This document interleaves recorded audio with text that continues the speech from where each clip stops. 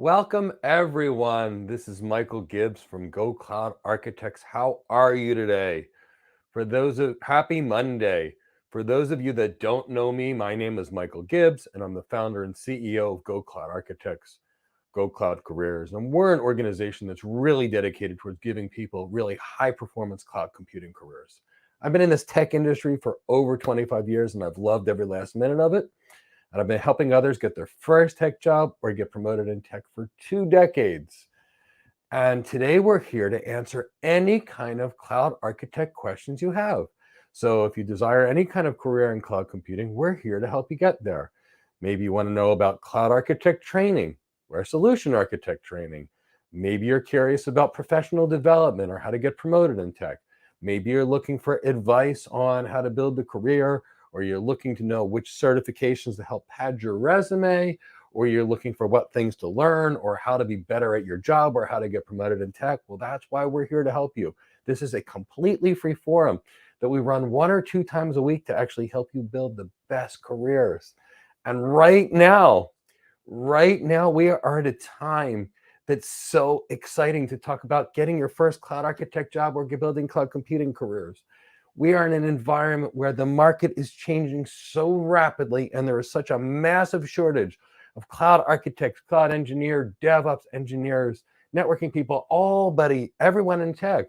And not only were we critically short before, but we're in this position called the Great Resignation, where people are leaving their jobs in droves. And they're getting on calls and they're just making TikTok videos and quitting, which means companies have vacancies everywhere. I'm gonna have a video for you out too to take advantage of these vacancies coming really soon. But that means people left their jobs. So cloud architects and senior architects and enterprise architects, they quit, which means we've got new jobs. So this is really, really exciting time. So huge shortage, huge transformation where everything's going to the cloud, and thousands of people from all over the world quit their jobs. Best, most exciting time ever. Ever. So let me tell you about some really exciting things. First and foremost, this Thursday, we are going to have a live interview coaching session. Register for this, and you will be a chance to be interviewed by me and to be coached by me completely free live. And we will tell you exactly what the hiring manager is going to look for. So that's one, and it's free, and it's on Thursday. So please join us, participate. On Thursday, we are going to have our How to Get Your First Cloud Architect Job webinar, where we will teach you everything you need to know to get hired. And completely free, and sign up. The link is in the description below. We have our new AWS Certified Solution Architect Professional book coming. And let me tell you, we're really excited about this book. We took the first book, which has been received by thousands upon thousands, well over 25,000 went out in the first week. We added about 250 pages of content. The team modernized everything, and it's with the editors, and we'll have it out really soon. So please sign up now. The link is in the description below, and we will mail it to you completely free. So one of the things we're doing for the community, in about a month or so, we're going to have a free CCNA class coming. It might be a month, might be 6 weeks, but our team's working on it. We're excited to do it. It's going to be a big thing coming for you, and we've got a lot more coming. So now that you know about that, let's answer any kind of questions that you may have. So let's see what kind of questions we have. If you've got questions, please ask them. Tom, it's so good to see you. Cloud person, glad to be back. Well, we're thrilled to have you back. Ronaldo, good to see you. So happy to see you. Giovanni, good to see you as well. And Franklin D, greetings. Absolutely. So good to have you. Sandy, hey everyone. Hey Mike, you sound better now? I am getting a little bit better each day, Sandy. My cat's not completely hiding from me. My cat didn't like the cough that I had when I was sick last week. And every time I would cough, the cat would go run and hide, which was a little bit scary. So I need to get this cough better so my cat will be happy amongst all things. Plus, I'll feel better. Sanchez saying, welcome. How are you today? It's so good to see you. Cloud person, you're brand new to the cloud with no tech background. Can I give you suggestions on how to determine what role you might like? Well, cloud person, that is some really good question. Here's the thing, and it was said by Mark Twain first. If you make your vacation or your holiday, your most favorite thing, your vocation, you'll never work a day in your life. And cloud person, I truly, truly, truly believe this. I used to work for a living. I practiced medicine. I was a nurse practitioner with my own office. I liked it, but I worked. I went into that office and I did stuff and stuff and stuff. I worked for a living and I got paid for it and I liked it, but I worked for a living. When I got home from work, cloud person, and I started playing with networks, that was my fun. So much so that I was like, if this is my party time, what if I could get paid to do this? And I got a job doing it. And I spent the next 25 years in tech and I got paid well to do it. And I never worked. All I did was got to play with toys. I got to talk about toys, design toys, and talk. I mean, it was the greatest thing ever. So, cloud person, I think you need to first look at who you are. What do you like? What are your goals? And what are your dreams? So, let's talk about that for a minute. If you're a person like me that likes to design things, that's a visionary person that likes to improve things or transform things, well, that's an architecture career all the way. An architect like me is a designer. It is someone that goes and meets with clients. I ask about their business goals, their business pain points, their business challenges, what their competitors are doing. And then after looking about that and finding out all this information, I like to think about how I can make this business better. And I create an end state for the business. And then I say, wait, here's our starting point. This is our end point. I create a gap analysis, and my architecture is how you go from point A to point B. So a cloud architect is a systems designer and a business transformation specialist. Because of that, cloud person, the cloud architect will be an extremely high paid position with an incredible amount of career potential. And here's the why. We are transforming the business. So our values as architects is not in our technical capability, although it's critical to have that. Our value as an architect is our ability to transform a business. And that can have a 200 or 300% difference in your career for the positive because you're a transformation specialist. So if you like to communicate, like to talk, like to present, like to entertain clients by going to dinners with clients, having a cocktail, playing a game like golf with your clients, cloud architect work is the best thing in the world because you'll be designing tech systems for your customers. You won't always be behind the desk and you will have the ability to design. And it is a hybrid business executive / tech position. Now, cloud person, if you like to build things and you really like to build, which is a great thing, then a cloud engineering role might be wonderful for you because cloud engineers build so they configure things. Now, that cloud architect, which we just talked about, that business leader that's going to design systems, that's one set of skills, design. But the cloud engineer now is a building person, which means this person is going to be behind the computer all day. They're going to have to know intricate details about things. And they're going to have to code. They're going to know Python and script, and they're going to be doing bash scripting as well. They might need to know infrastructure as code like Terraform. This is a hands-on, deep technical position. That architect might not be hands-on ever. It might be just design and communication on presentations and fly places and go things. That's what I do. I'm an architect. But that engineering is hands-on technical. Now, there's another type of hands-on technical position called sysops. Now, what sysops is maintenance. So after we cloud architects design it and the cloud engineers go and build it, the maintenance people maintain it, and that is called sysops. And sysops people live in an operations center, kind of like a room where they're looking at maps for things to go wrong and break, so to speak, as a rule. Sysops people are maintenance people, and they're people that are just going to maintain, patch operating systems, add users, that kind of thing. And if you like that kind of maintenance thing, that is sysops. Now, there's another type of career called DevOps, and it's not architecture. In fact, it's the exact opposite of architecture, but it's a good career. And what DevOps is automation of software release cycles, automation of containers and microservices and deployments. So DevOps is an automation career, and it's a really good career. Now, those are your main careers. Now, inside of these careers, for example, we have cloud architects like me, and I focus on the network of the cloud. But there's cloud people that focus on the whole thing. There's cloud people that focus on security. There's cloud architects that focus on big data. There's cloud architects that focus on IAM. So there's really a lot of room to grow. And these are just some of the many careers, cloud person, because we had programmers and developers off the cloud. And guess what? We have programmers and developers on the cloud. We have database people off of the cloud, and we have database people on the cloud.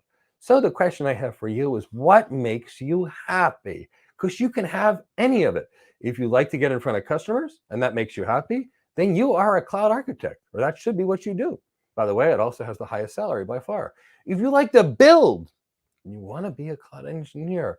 So really, it's your personality and your desires. It's your desires to learn business versus tech. That'll determine how well you'll be happy. And if you can tell me about some things you like and things that make you happy, I'd be thrilled to recommend something for you, but I need to know what you like. But at least now you know what the careers actually are. So please feel free to ask any more questions there, cloud person. Now, before I get to the next question, if anybody has any questions, please prop them in that question box and we'll get to you. And if you're here and you're having a good time, hit that like button, tell others to join you, that kind of thing.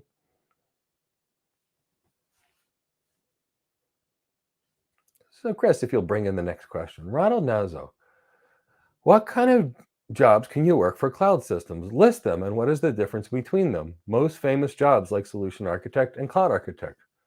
Okay, Ronald, I just listed a bunch of jobs, but what's the difference between a cloud architect and a solution architect? Not a whole lot. In fact, the term solution architect, Ronald Nazo, is kind of a garbage bag term. And what do I mean by that? It's a term for anything that means absolutely nothing. But I'll tell you what it typically means. But here's the thing. A solution architect could be the person that selects the carpet for your house. The solution architect could pick out the window coverings for your house. The solution architect could pick out your sandwiches. And you know what, Ronald Nazo, in the last 25 years, I've walked into clothing stores that have solution architects that help you find the right clothes for the day. I've walked into phone companies where the phone sales rep is called the solution architect. And I've walked into bakeries where they have solution architects determining what cake to bake you.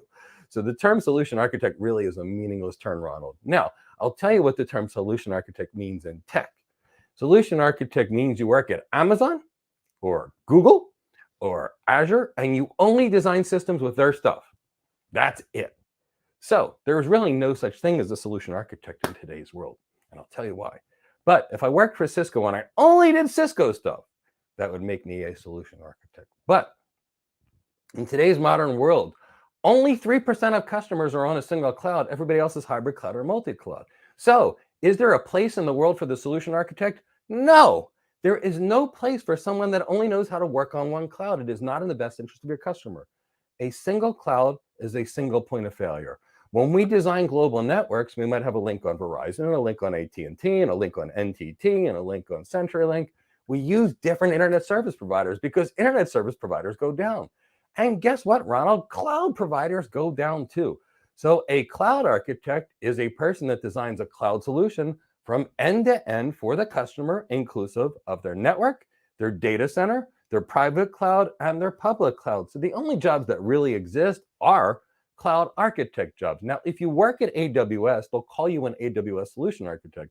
If you don't work at AWS, you're not an AWS solution architect because you're not an AWS employee. A solution architect must work for the company and must sell things. So if you work for Azure and only work with Azure stuff, you're a solution or Azure solution architect. If you only work for Google and only offer Google solutions, you're a Google solution architect. Now, the second you meet with your client and you say, you know what, Mr. or Mrs. Client, the best thing for you is in your data center to have an OpenStack Ansible cloud or a Nutanix cloud. And you know what? I'm going to connect you to the AWS cloud for infrastructure. And I'm going to connect you to the GCP cloud for machine learning and AI purposes.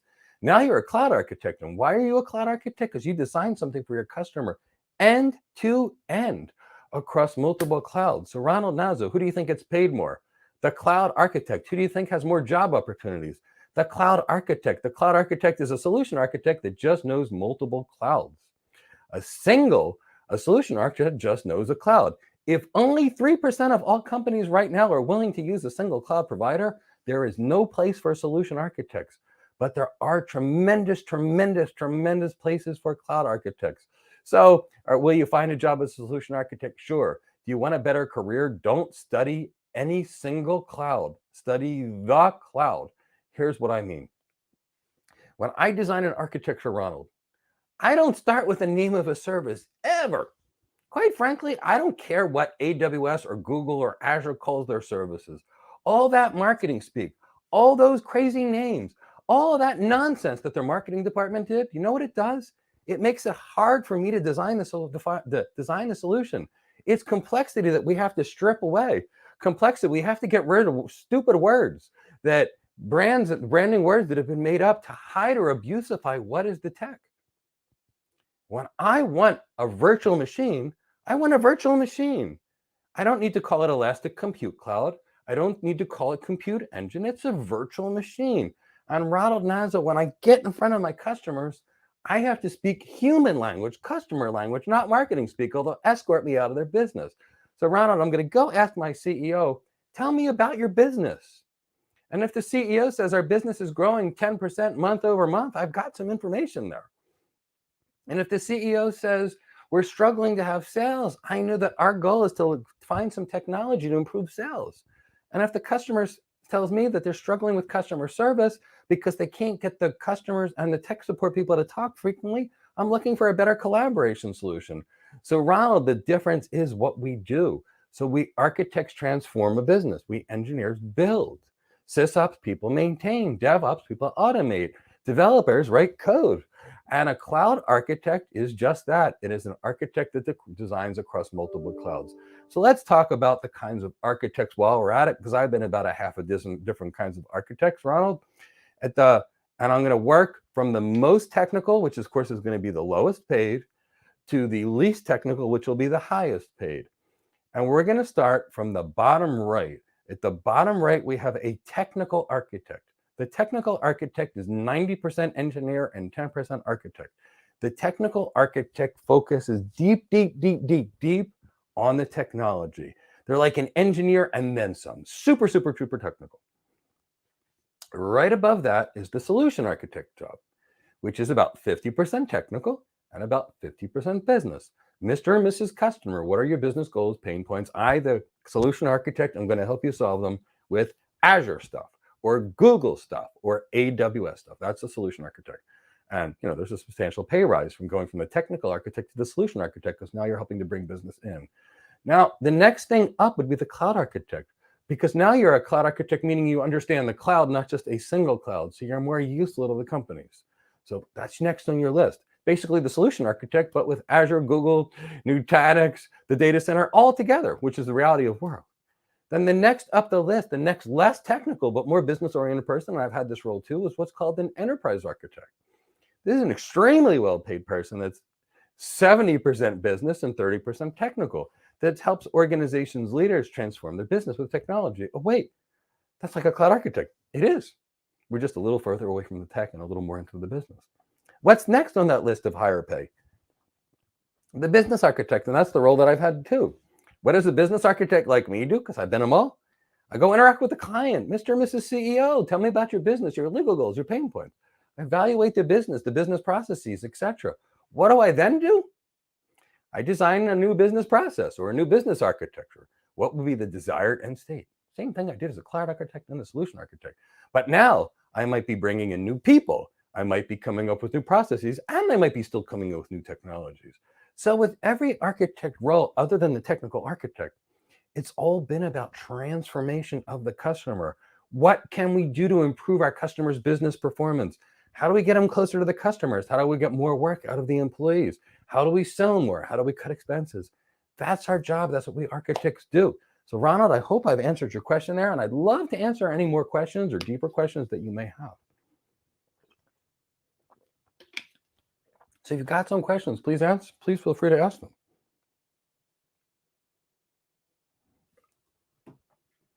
Sandy, how accurate are these average cloud architect cloud solution on Glassdoor, like LinkedIn, ZipRecruiter? I'm curious. I don't think they're even close. So Sandy, it's really hard for me to look at these numbers. And the reason it's really hard for me to look at these numbers is the numbers are based upon average. And I've interviewed 5,000 people, Sandy. And it's really hard to find someone that is competent. And in the rare event that you can find someone that's competent, now you have to find someone that you like, someone that's got a good attitude, some high levels of emotional intelligence, empathy, and enthusiasm. And with that, just with that, it's really a big range. And Sandy, I've seen people where you train their soft skills and emotional intelligence, and you add $100,000 to their salary in a matter of 6 months with no changes to their technical career. So what I see is when I look at salaries on Glassdoor or LinkedIn or ZipRecruiter, they typically look extremely low compared to what I've gotten or my students have actually gotten in terms of offers, because there is so much wiggle room. And especially when we're talking about architect jobs, especially cloud architect, when you start seeing these jobs that have these kitchen sink job descriptions, they're going to pay very low. And when you start seeing these other job descriptions, they're very high. One of my students the other day took a job that was $250,000 as a base with a very good bonus on top of it. That's pretty normal. I get $300,000 to $400,000 base offers every single day of the week. And you won't see that in ZipRecruiter or Glassdoor, but the point is you get it. And 20 years ago, there was an average CCNP salary. And those of us that I knew that were good were earning 2 and 3 times that.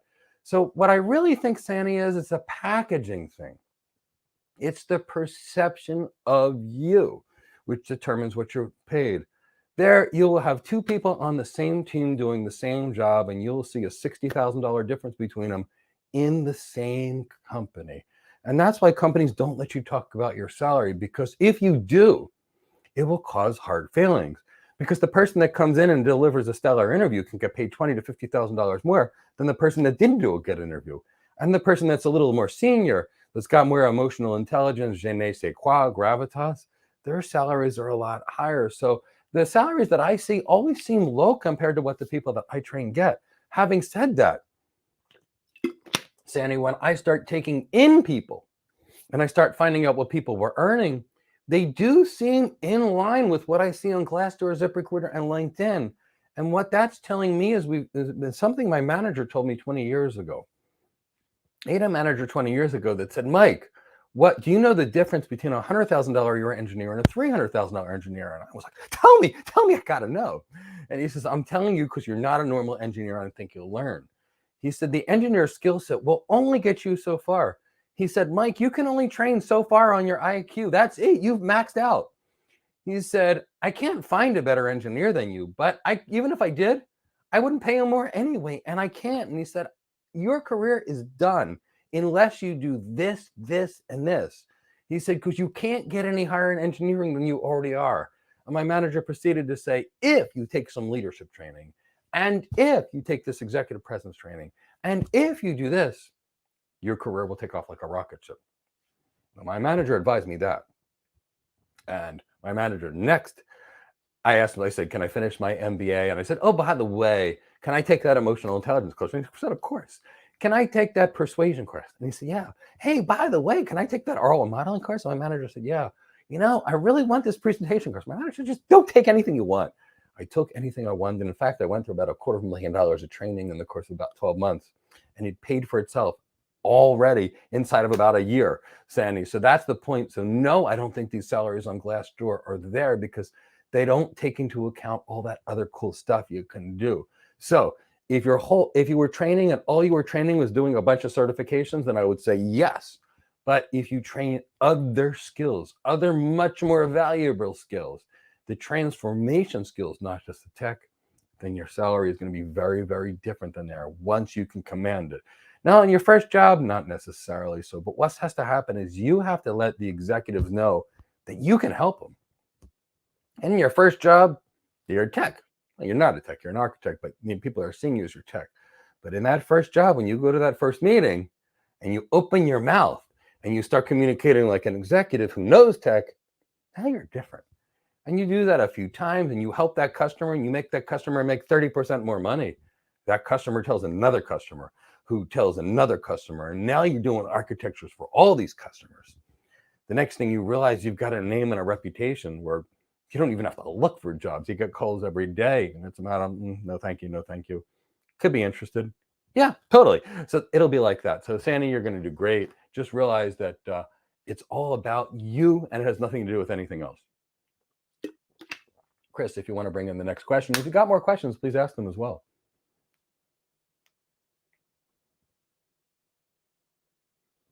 Srinivas, how do we evolve as a cloud architect? Do we start as an engineer and keep growing onto an architect, or will some companies entertain new to the cloud?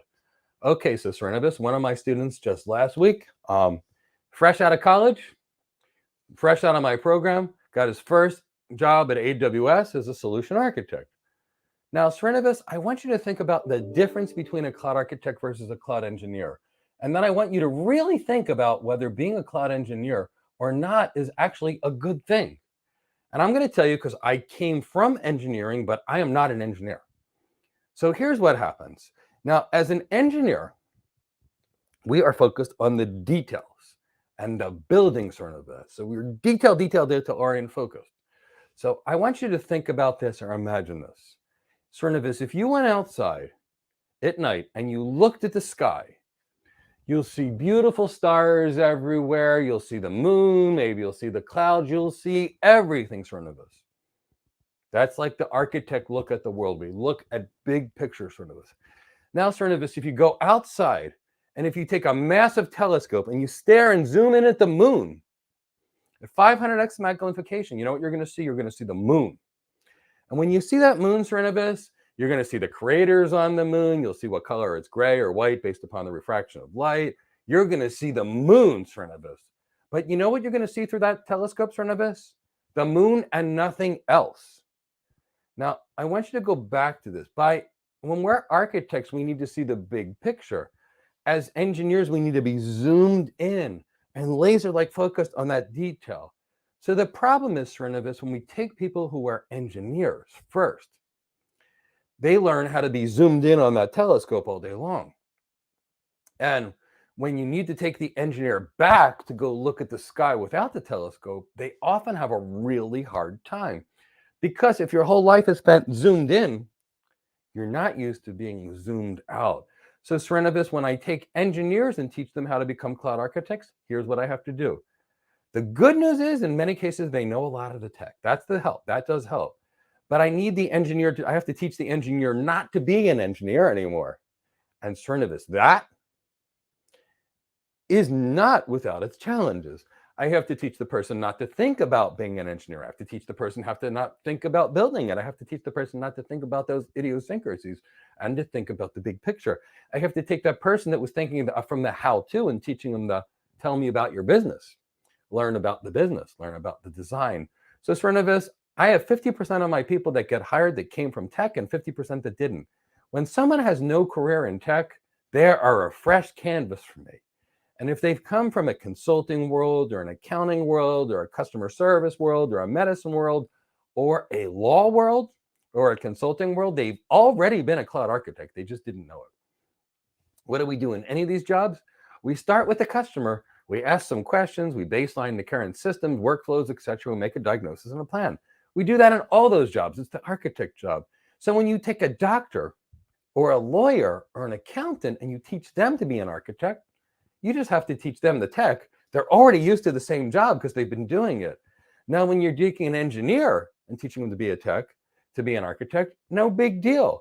Here we have to teach them not to be an engineer. Now that takes effort. And then after we teach them how not to be an engineer, we have to teach them to think differently, how to learn the business, how to do the consulting, how to have the leadership skills, the emotional intelligence skills, the je ne sais quoi or gravitas or executive presence. That kind of thing, that's what we have to teach the engineers. So if you come from the business world, we teach you the tech. If you come from the engineering world, we have to teach you the leadership and the business. In either case, it's not easier from an engineering background or not engineering background. And Srinivas, people call me every day and they say, hey, Mike, here's my background. Can I be a great cloud architect? And I'm like, guess what? Your background doesn't matter. I don't care. And the reason I don't care is I've made nurses cloud architects, physical therapists cloud architects, customer service reps cloud architects, high school and college students cloud architects. The point is if you train right, eat right, think right, have a laser-like focus, you can do anything.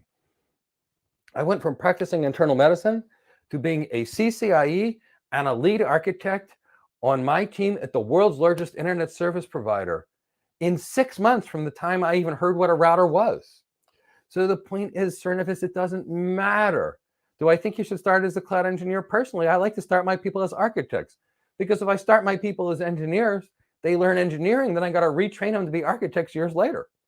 And if I start my people as architects and they wanted to be engineers, I'd have to train them to be engineers. The jobs are so different. Engineers build, architects design. There's no part of configuring an S3 bucket that teaches you how to design. None, zero.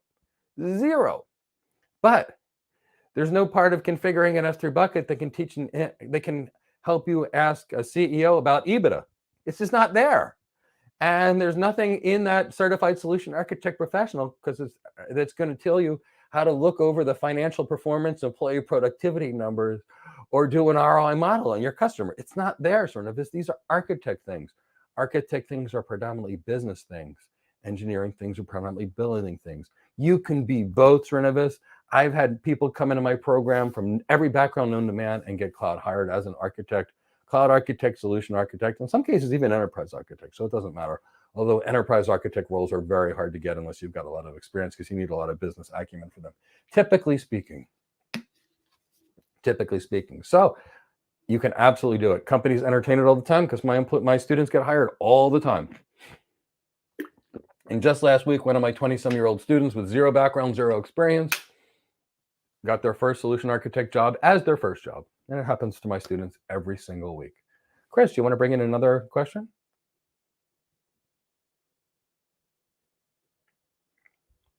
Alex, you just passed your cloud practitioner and you're studying for your solutions architect. You'd have been insurance for your whole life. Any advice on breaking into the industry? Alex, yes. So Alex, there's a couple of thoughts. The simplest way is with our Cloud Architect Career Development Program. And I don't want you to think that I'm trying to sell you my program. So I said that's the simplest way. Now, if you're not a student on our program, there are still lots and lots and lots of wonderful ways to get started. So let me tell you what they are. First and foremost, you have to know the job you want. You said you're studying for your solutions architect, but I need to know the job you actually want. So for right now, Alex, we're going to pretend you want to be a solutions architect. And if you don't, or you want some other career, you need to let me know. So first we have to evaluate what is a solutions architect, Alex, and then we have to evaluate what is in solution architect certification materials.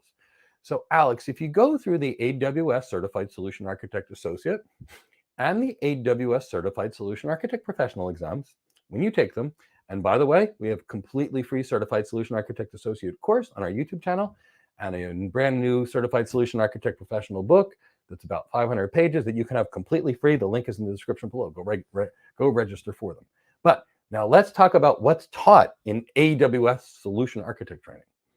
They teach you the name of the service and how to configure it. No, the name of a service, S3, and how to configure that bucket. That is all that is taught in the AWS Certified Solution Architect Associate and Professional curriculum. Now, Alex, I want to make this very clear. As an architect, you don't think about the name of a service and you don't configure those services either. So, Alex, I need you to understand that everything in that Certified Solution Architect Professional training is 99% irrelevant for the cloud architect job or the solution architect job. It is 100% relevant for the implementation engineer, the engineer that actually sets up the computers, the servers, the load balancers, all of that. All solution architect training is geared towards the cloud engineer. So if you want to be a solution architect, don't fear. You still can be. First, know that the first certification you're going to have to get is the Certified Solution Architect Professional. We teach that to all of our students in our Cloud Architect Career Development Program. Now I need you to learn architecture, Alex, because architecture or system design is not covered in that Certified Solution Architect Professional, but every customer needs you to know that. So what does that mean? I'm going to be real specific. It means you need to know the network and the data center. And here's why, Alex. Everything we do as cloud architects or solutions architects or enterprise architects in most cases, in today's world, is we take the network and the data center things out of the network and the data center, and we move this stuff, these things, to the cloud. And you know what the cloud is, Alex? When you strip away all the mysticism and all the marketing speak, it's a network and a data center. So we're taking it from one network and a data center, and we're moving it to another network and a data center. And if you don't know what those network and data center technologies are, guess what? You can't move anything. How do you cook food if you don't know what food is? You don't.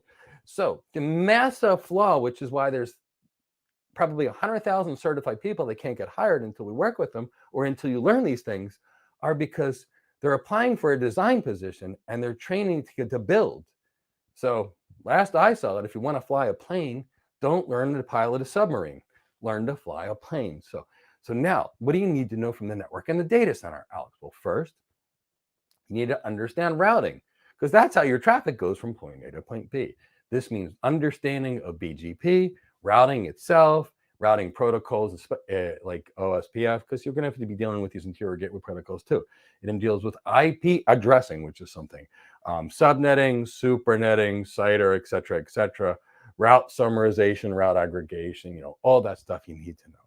Then you need to know NAT, one-to-one NAT, one-to-many NAT, static NAT, dynamic NAT, port overlay, that kind of thing. You need to know all that. Then you need to understand quality of service. You need to understand port channel, ether channel, link aggregation groups, those kind of things. You need to understand switching. You need to understand spanning tree, rapid spanning tree, QoS, various forms of authentication, such as radius, because you're going to see that for your network. Then you need to understand VLANs, VLAN tagging, VLAN trunking. You need to understand software-defined networking and MPLS. That's basically your networking things that you need to know. None of that's going to be covered in the Certified Solution Architect Professional, but you still need to know it. Now, on the data center side, you need some real knowledge into servers and server virtualization, because everything you have on the cloud is basically server virtualization. You're also going to need to know containers, because that's that other form of computing we're using now. Now, you're going to need to know storage. And it needs to be far, far, far more than is covered in the Certified Solution Architect Professional, because that doesn't even scratch the surface. So go to the Dell EMC website, go to the IBM website. For a couple hundred pages, you're going to have your storage information, and it's all going to be free. And I need you to know about block storage. And I need you to really understand the architecture of object storage. And what are you going to do about metadata?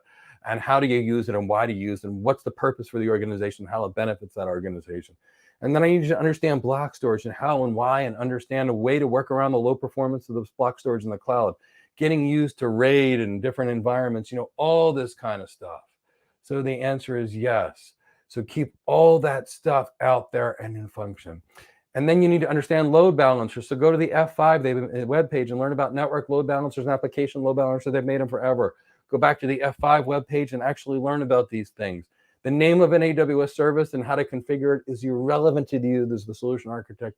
How the stuff works, how to design it. So then you need to understand Active Directory. So go learn Active Directory, because we all do it for authentication. Go learn about firewalls, IDS, IPS systems, VPN concentrators. This is just some of the stuff that we need to know about. Learn about ERP systems. Learn about supply chains. And now you know the kind of tech that we deal with. Now it's just a business piece. Your presentation skills, your executive presence, you need to be CXO relevant. You need to be able to do some ROI modeling. You need to be able to convince your customer they need something. So you need to have some sales skills. You need to have a bit of executive presence for these roles. Because if we were to go in there, hi, today my name is Michael, and today I'm going to sell you something, and I got lots of knowledge on it, it's not going to work.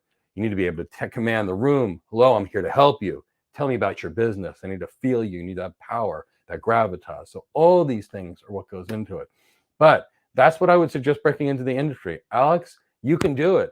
Alex, we see people do it every single day of the week. Last Thursday that two of my students told me they got hired in a single day. Another one just called me this morning to say he's determining between two jobs. You can get these jobs. They are not hard to get, but here you need to know, they are not just tech. The tech is only half of the story. If you only study tech and you apply for an architect job, they won't hire you, because engineers are only tech. Architects are at least half business. Keep that in mind, and you will have the best careers, and you'll earn much more in these same great careers, because the key is the business. Companies hate tech.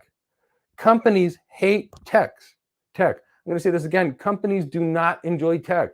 They don't like it. They don't want to spend money on it. They buy tech to transform their business. Otherwise, they would never buy tech. We like tech. They don't like tech. So that's your secret. That's the key to getting everything perfect. Help them.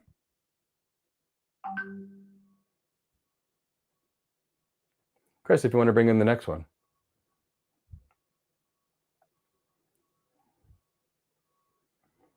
Giovanni, What applications do cloud architects use for designing environments? There is Lucidchart, but I don't know if that's ideal. Giovanni, um, the reality is, it depends how long you've been an architect. Quite frankly, Giovanni, I've been around so long, I take a napkin, I take a picture of it, and I send it to someone and ask them to draw the picture for me. And when I was at Cisco, I used to use Visio. And when my documents were drawn in Visio, I'd send it to the graphics team and they would redo them in InDesign to look better. But I was really a very high level enterprise architect. Some people use Visio, some people use InDesign, some people use Draw.io. None of it matters, Giovanni. Some people use PowerPoint too. It really doesn't matter what you actually use to draw the environment. That part of it is just a graphical representation. The knowledge is what you use.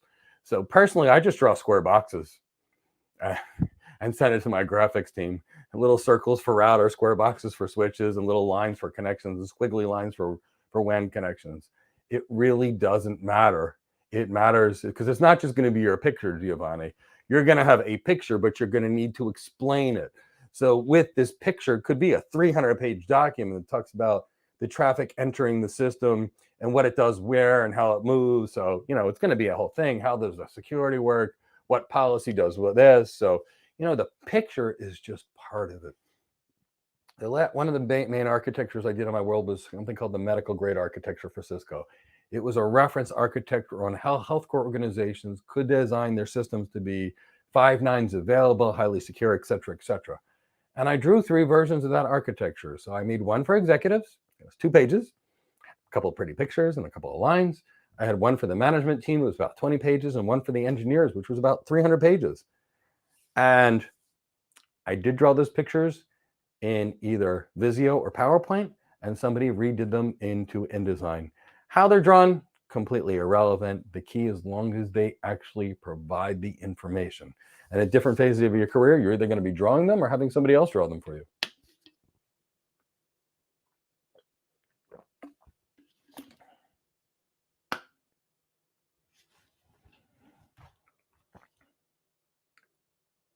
Zelma, so good to hear from you. Hey, Mike, can you talk about job opportunities in different countries as a cloud architect? Would it be good job for people like you who like to travel? Okay, Zelma, I actually think you're looking at it slightly the wrong way. But so Zelma, here's the thing. If you like to travel, the easiest thing for you to do, because you're in America, is to get a job for an American multinational company and just travel to different customers all over the world. That's going to be the easiest thing. So if that's what you wanted to do, I would just recommend that. Are there job opportunities in other countries? The answer is yes. Now, one thing I will tell you that several of the people that I've known through the years have done is they've gone to the Middle East to work for short periods of time, because often in the Middle East, there's a lot of work. The Middle East tends to be tax-free, and the Middle East has a lot of money and is paid. And I knew networking people that were going to the Middle East to earn $200 an hour. And, if you really think about that, that's $8,000 a week, which is $400,000 a year, tax-free. So I knew a lot of mid-level networking people that were going to the Middle East and earning $300,000-$400,000 a year. So yes, there are lots and lots of opportunities all over the world. Hubs for that would be places like Dubai or Abu Dhabi, for example. Lots of people go there. Some people go to Saudi Arabia or other places, Elma. But I'm just saying that is a possibility. But having said that, when I worked at Cisco and I was willing to travel, it wasn't a problem.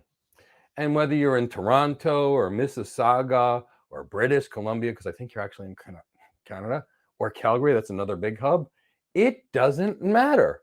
Not even one bit. For example, I know people that work at TELUS in Toronto that literally are in 10 different countries a week because that's just part of their life. So that's the best way I can describe it. So are there opportunities in multiple countries? Yes. But Zelma, since you live in the US or Canada, I think you're in Canada, if you work for a US company, you'll get paid in US dollars, and then they will pay you to travel throughout the world. They will pay to put you in nice hotels. They will pay for your meals when you're traveling. They'll pay for the nicest rental cars, and it'll be much more fun. So what I did and how I traveled the world, and I don't think there's very many places in this world I haven't seen, Zelma. I worked for a multinational company, and I consulted to people. And guess what? All over the world, people need help.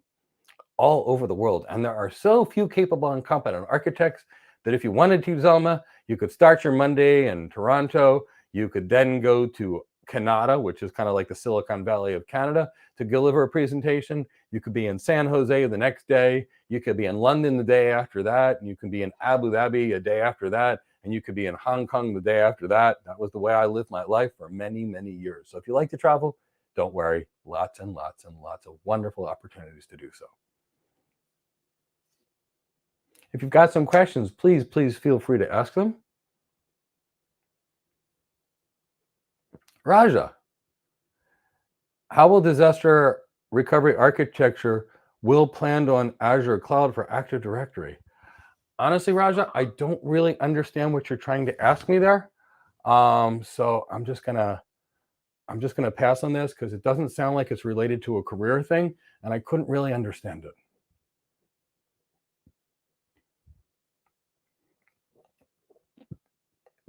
Oh, Zelma, you're planning on moving to the USA? That's fantastic as a cloud architect. We'd love to have you here. I've had lots of fun in Canada too, but love to have you here. Definitely a little warmer, I can tell you that, especially if you come to Florida like me.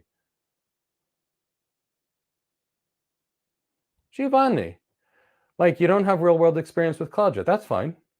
Could you tell us what are the very next step if a client decides to move to the cloud? How to start a project? Giovanni, it takes me about 500 hours to teach someone how to become a cloud architect.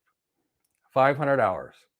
Now, 20 of those hours are involved taking someone from zero to the certified solution architect professional, and the other 480 hours actually talk about how do you move to the cloud, how do you design systems, and even where to begin.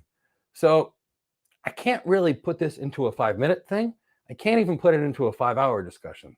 Where do you start the project, Giovanni? You start with the customer by asking them about their business. That's it. After you ask about their business,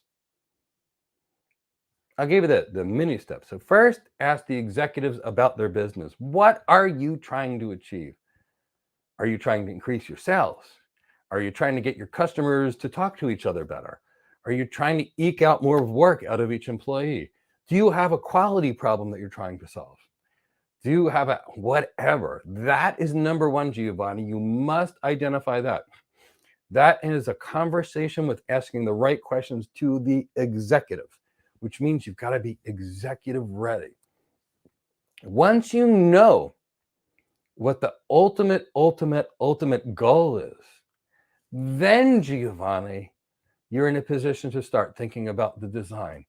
So let's walk you through the design. Next, you visualize the end state. What would be the perfect environment for my customer? What does that mean? How can I get more sales in? How can I cut costs? What's the perfect environment? Now, Giovanni, I draw out that particular environment. I build a map. Maybe I whiteboard it out. Where's my customer journey? Where does the customer enter in? Where are the inputs? Where are the outputs? Now I've got the perfect architecture. It includes zero technology, Giovanni, yet. I haven't touched or thought about technology for a second. All I did is ask the customer what they want. What do you want? And then I figured out what they should be. Note, I haven't picked any tech yet. All I came up with is questions and an end state. The next thing I need to do, Giovanni, is I need to have my team of cloud engineers baseline the company's current systems, find out what they have. What kind of servers do they have? What kind of capacity? What kind of storage? What's their network look like? What's their security look like? I've got my end goal in my mind. I know exactly what it needs to be. I haven't thought about tech. I've thought about processes and systems, etc. And now I look at my current environment. Now, when I know where my goal is and I know what we have the capabilities to do now, end state, current state, look, there's a gap. Look, here versus here, there's a gap. So I need to do next a gap analysis. What does it take to get me from here to here? Next. Then I find the technology. Maybe it's servers. Maybe it's storage. Maybe it's security hardware. Maybe it's a new work process redesigned, etc., etc. And then I design that. That's my architecture. That architecture is going to have a firewall here, for example, for security, or an IDS system here for security, or it's going to have a load balancer here, or it's going to have a virtual machine here, or a container. No. I have not mentioned the word S3, EBS, EFS, nothing, nothing, nothing.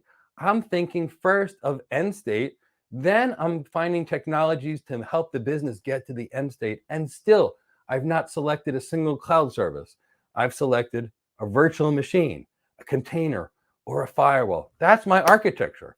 Now, I simply go to the store and say, okay, I need 2 exabytes of object storage. Object storage on AWS is S3. But if I'm Microsoft, it's going to be on Blob. But if I'm Google, it's going to be cloud storage. Select the object storage from the store. Okay, I need a virtual machine. Okay, well, if I'm going to work with AWS, I'm going to pull out an EC2 instance to substitute that for a virtual machine. No, I'm going to use Google. I'm going to pull out a Google Compute Engine instance and substitute that for the virtual machine. No, wait, I'm going to work with Azure. I'm going to get an Azure virtual machine. The thing is, Giovanni, it's all the same tech. The only thing is the name of it's changed and who's selling me that tech. Then from that, after I've selected these services, what I have to do, I write it up into a document. I then draw a picture of it, and there's lots of pictures that go in the document. I then have to go back to the customer, Giovanni, and present it back to the customer. I probably need to do a return on investment capital model to show the customer that the value that they're going to receive, the business benefit they receive, is greater than the cost of solution. All that's necessary even before we can even think about selling them the project, before we can even start to actually get the project. So Giovanni, what have I mentioned so far? Sales, questioning, consulting, leadership. What haven't I mentioned yet? The tech. The tech is the last part of our equation. The tech is our tool. You know, when I practiced medicine, Giovanni, I had a stethoscope. A stethoscope. Was I a stethoscope? Of course not. The stethoscope was how I listened to my patient's heart and lungs. It was a tool. For me, the cloud architect, S3 is a tool. That's it. It's just a tool. It is not me. I don't think in terms of names of services. If I did, I'd never be able to do it. What would I do? Design something that would work only on AWS and then have to translate it for Google? No. Make the design. Start with the end state. How do you transform an organization? You start with the goal. How do you design the ultimate car? You start with the goal, what the customer tells you what they want, and then you back into it. So that's exactly what we do, Giovanni. We back into it. We start with the goal. It is exactly the opposite of the way you were taught in certification training. And it's the way every architect that's been focusing on transformation has worked. We all start with the end goal in mind and we work backwards. Hope I've answered your question there, Giovanni. It's a really great question you asked. Excellent question. Curtis. Hello, Mike. You've been in the military for 15 years. Thank you for your service, Curtis. And you're interested in pursuing a career as a cloud architect. Your question is whether or not your top security clearance will be of any use. Your top security clearance is always of use. Always, always, always. It's going to be very helpful for you. So, Curtis Robinson, you can do anything you want. And military people are a big priority for me. You can work anywhere you want. So, Curtis, some things that you have working for you coming from military. People see military people as team players. Military people typically are very mentally tough. They typically don't quit until they win. Military people often adapt, improvise, and overcome. And many of us are very agile. And many of us really won't quit. So the military background or any kind of tactical background is exceptionally good for any career. Employers absolutely love it. And yes, top secret clearance is good for you. It is an extremely good thing to have. There are many jobs and many consulting roles that you cannot get without top secret clearance or the ability to get it. So it's very good that you have it. Chris, if you've got another question.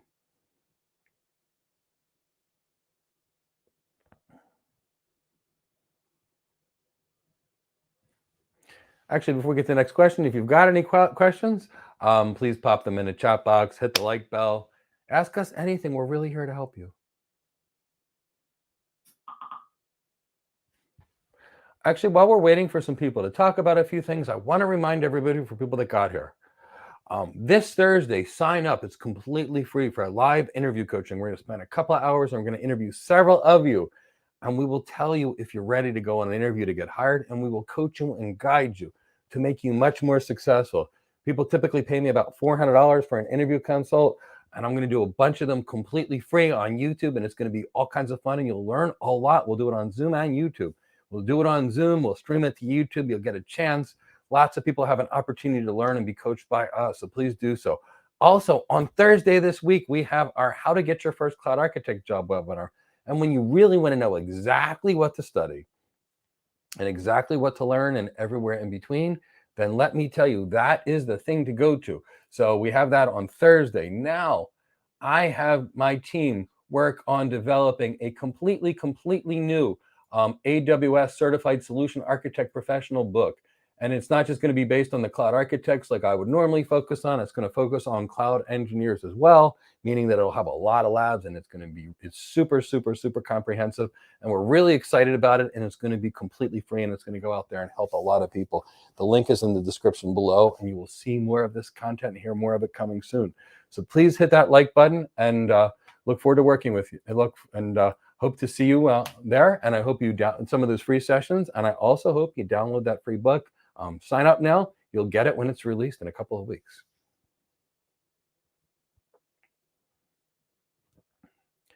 EWB is fine. What other positions have your students attained? I think that means Verse Cloud Architect. I did a lot of traveling in previous careers, and you prefer minimal travel, say less than 8 weeks a year. Well, I don't know what you mean by EWB is fine. So unless that was your name, in which case I'm going to call you EWB. I've had students that take solution architect roles instead of a cloud architect job. I've had students take cloud engineering roles, which isn't really what we teach, but somehow they managed to pull that off. I've had several students take technical account manager roles. I've had students, I had one student take big data center roles. And one student actually decided they liked networking more than cloud after they took our program and took a good networking job, but paid them as much as cloud, so they were happy, so who cared? So I'd say most of my students actually do become cloud architects or solution architects, though. And many of them don't travel more than 8 weeks a year, because a lot of these careers now in today's world, nobody's traveling anywhere, and a lot of it's remote. So 20% travel could be reasonable in today's world, unless you're getting into that extremely elite, high-end architecture consulting work where there's only one of you in the company or two of you in the company and there's nobody else. But for the average cloud architect or solution architect, you could travel 8 weeks a year or so and be okay. And you could still do well. And I know what it's like to travel all the time and be tired of it. Chris, if you want to bring in the next question.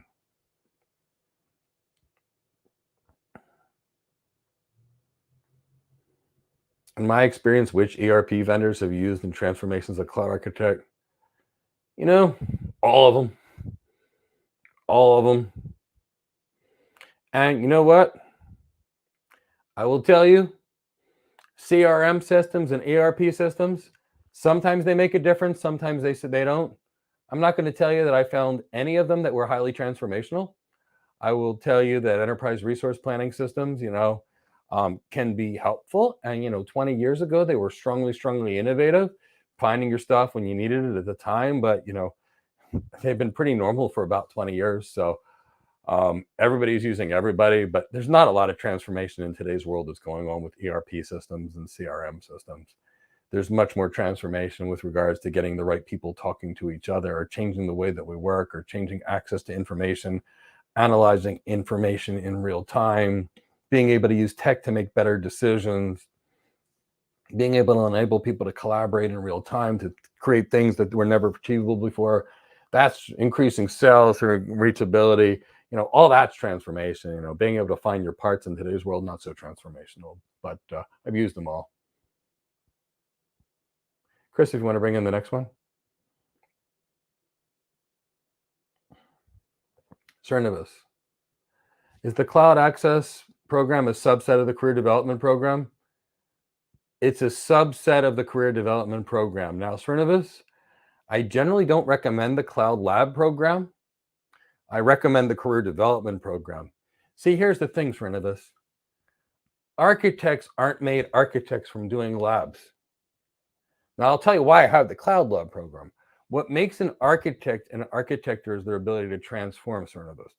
So it's that business acumen, it's that leadership, it's that emotional intelligence, it's the ability to ask the client the right questions, it's the ability to present it back to them and convince the customer they need it through the RM modeling and have the tech. Now, the Cloud Lab Access program is perfect, Srinivas, for someone that was a network architect and has all those architect skills, all those leadership skills, all that business acumen, all that emotional intelligence, all that presentation skills, Srinivas. So if you're an architect and you're transitioning into the cloud, all you need to know is the cloud stuff. So that's what that Cloud Lab program was. It's a transition from one kind of an architect to another kind of an architect. And yes, in that program, you will have many real life scenarios. You'll be building a cloud in the Cloud Lab program, but you'd also do it in my career development program. What it is we took about 10% of the career development program and pulled it out and called it the Cloud Lab Access program. And we specifically took out the technical components that are unique to cloud architecture. So if you were a network architect and you took that, you'd be perfect. But if you were not a network architect first, and you've not been doing ROI modeling and presenting in front of 1,000-person audiences and been interacting with CEOs and know what to say for the CEO versus the CFO versus the CTO, then you need the career development program. And the career development program includes the lab program as one of its modules. In fact, the career development program works as follows, Srinivas. Twice per week, we have live 3-hour classes where we design architectures for customers. And these aren't just any architectures. These might be customers with 40,000 remote locations, 200,000 employees, hundreds of thousands of servers. I mean, these are big 40,000 subnets. These are big things that take people years. So by the time people complete my program, they know what they're doing, and they do that twice per week. And in between classes, Srinivas, they give presentations, they do RI models, they explain technology. They do leadership things. And then my students do the Cloud Lab program where they build virtual machines, containers, firewalls, set up Active Directory, build network storage, build the LAN stack, build their own clouds, because you got to know what the cloud is so they build it. So that's what that lab program is. But the only thing we ever recommend, the only thing I ever recommend to anyone is the career development program, because that's really the program where we take people and then we truly train them to be cloud architects. And by the time they leave, they're getting hired. So it has live mentoring, it has live coaching, and that's where we're most successful getting people hired, and that's where our focus is. Hope I answered your question. Srinivas, I'd be happy to answer any more questions beyond that.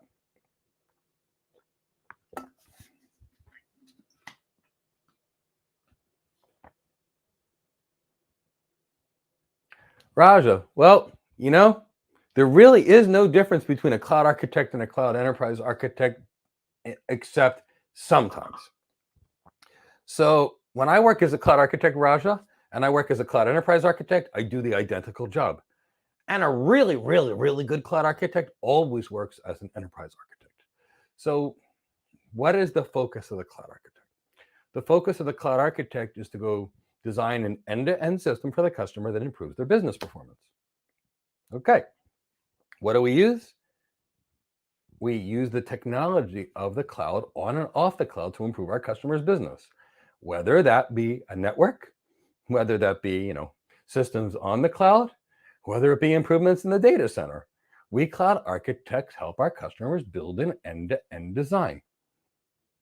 Now, if we're working as a cloud enterprise architect, what are we going to do? We are going to help our customers build an end-to-end design in the data center, in the cloud.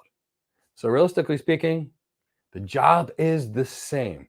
Now, the difference between the cloud architect and the cloud enterprise architect, as a rule, is the level of business acumen. Typically speaking, the enterprise architect has a lot more business acumen. They typically have better presentation skills. They typically have better leadership skills, better emotional intelligence skills, and accordingly, they can get paid a lot more. But if you're a really good cloud architect, you're already a cloud enterprise architect, and they're the same. I don't know how to do any architect work that's not enterprise architect work. When I'm at Cisco and I'm doing network architect work, it's still enterprise architect work. When I design a cloud solution, it's still enterprise architect work. Every one of my students knows cloud enterprise architect work. And why? Because we enterprise architect works can do any architect job anywhere, anytime. That's all we do. But it's those enterprise architect skills that might be worth 2 and 3 times the actual cloud architect. It's that leadership. It's that business acumen. When you walk into a company and you see an enterprise architect, they're typically a director level person. They're a $250,000 plus person. Why are they? Because they've got all those good architect skills, but better business skills. So a cloud enterprise architect is typically a little less technical and a little more businessy. The cloud architect is slightly more technical, a little less businessy. Be both. Be equally technical and equally businessy. Now you're somebody special. You're the cloud architect, enterprise architect, elite architect, all in the same person. You are like a 1,000,001 person army. Now, granted, architecture is a team sport.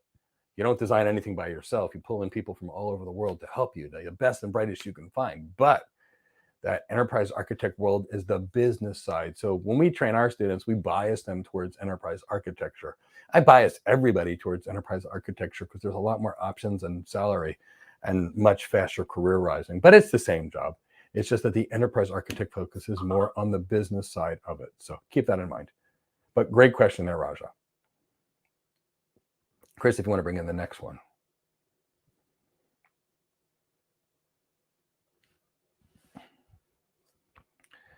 Chini, for every job description, you could see the required experience level. How do you land cloud jobs with no experience, with only IT experience and any other technology? GD Abraham, all I have to tell you, last week, one of my students never worked in tech before in his life, and he's now at AWS as a solution architect. All I have to tell you is I'll give you some things about job descriptions. First, I don't pay any attention to them, zero. I will also tell you that in my 25-year career, I've applied for 5 jobs and I've gotten all 5 of them. I'm also going to say that I never met even 50% of the experience things that were ever listed on any of the job descriptions. In fact, I never met 50% of any of the things that were in any job description. It doesn't matter. So here's what happens. If an employer will bring you in for an interview, they are willing to hire you. Most of you don't know what it's like interviewing people. And I've interviewed over 5,000 people. It is torture interviewing people. You bring people in, you ask them questions, and you get lied to, literally speaking, all day long. Here's what it's like. The first person, tell me what is OSPF. They make up a lie. Instead of just saying, I don't know, somebody lies to you. You can't hire somebody that lied to you. So next one. Next person, you ask a question, they lie to you. The next person, you ask a question, they lie to you. The next person doesn't lie, but they don't know anything. The next person doesn't know anything, and they lied to you. The next person lies to you. The next person lies to you. You finally interview someone after you've interviewed 70, 80, 90 people, and you haven't found one person that can tell you what object storage is. Now, all of a sudden, you've got a person that's highly technically competent and highly capable with a great attitude, energy, and no experience and enthusiasm, but they have never worked before. And you say, I don't care. So here's what I'm going to tell you. First, don't apply through HR. If you don't have a massive recruiter network like we do, you're going to have a hard time. You don't apply through HR. You start with a recruiter. The recruiter puts you directly in front of the hiring manager. Now, the next thing is you have to actually have the right skills. 99% of everybody that I've interviewed, and I interviewed 1,000 AWS certified people before I started this company, not one was hireable. Everybody knew how to configure a service, but not a single one knew design. Not one out of the 1,000. And well over 100 of them were certified as AWS certified solution architect professionals. Not one had any idea how to do an architecture. If you are competent, you will get hired. What do employers care about? First and foremost, can you do the job technical competency? Next, can they trust you? 3, are you safe? Meaning, do you know what you know and do you know what you don't know? And because people that aren't make mistakes like that $8 billion configuration mistake at Facebook. Are you energetic and enthusiastic? The employer wants that. Are you passionate? Are you emotionally intelligent enough to raise the energy in the room and to bring out the best in others? Are you a team player and are you willing to go above and beyond? That's all employers care about. I have students every single day that have never worked in their life that get hired as cloud architects. I went from practicing medicine to being the lead architect at the world's largest ISP in 6 months from the first time I saw technology. I don't care what's on a job description. It means nothing to me. Most of these job descriptions are actually cut and paste job descriptions. In fact, if you go to CIO magazine, they looked at all these job descriptions and said they're so crazy they're related to everybody else's job. They actually wrote their own what is a cloud architect job description based upon what the CIOs told them. So I don't know what to tell you. Oh, I've got people that get hired every single day that have never worked in any tech before, let alone cloud. But you have to have the right resume. You have to have the right connections. You have to have the right skills, and you have to keep going and realize you may have to apply for more than one job. Now, I've interviewed with 5 companies and I've been hired by all 5, and I have no degrees in tech. I've got lots of degrees. I've got a master's in nursing. I've got a master's in business. I don't have tech degrees. No one cared. No one's cared for 25 years. I was the lead architect at one of the most strategic teams at Cisco. Prior to that, I was the lead architect for IP multicast video at Riverstone Networks. Prior to that, I was the lead network architect for a global bank. Prior to that, I was the lead architect for a global internet service provider. And I have no degrees in tech. And I never had any of the experience that was there. What do employers want? Competency. So make yourself super competent. Make sure you're great at what you do. And remember, these jobs are not just about your tech. You have to have a resume that shows that you're capable. Do not have a resume with 10 certifications. It makes you incapable. It makes you look unfocused. It makes you look scattered. You want something that looks solid. So build the right story, build the right portfolio, and you'll get hired. And don't worry about these job descriptions. I stopped looking at job descriptions 20 years ago. I just started either applying for them or finding recruiters that could send me directly to the hiring manager. And for any of you that have ever been on a job interview and didn't get hired, they interviewed you. Now, they interviewed you. Why did they interview you? Because they planned on hiring you. They don't interview somebody that they don't plan on hiring. Do you have time to just waste? I don't. If I interview someone, it's because I need to hire someone. And something about their resume told me they might be worth talking to. So if your resume is good enough to be brought in for an interview, your resume is good to be brought in to be hired. That is the secret. Now, if you go in an interview and you don't have the skills, I typically feed my people cookies and be very polite and just tell them, sorry, you don't have enough experience. Because I can't say, sorry, you're not capable.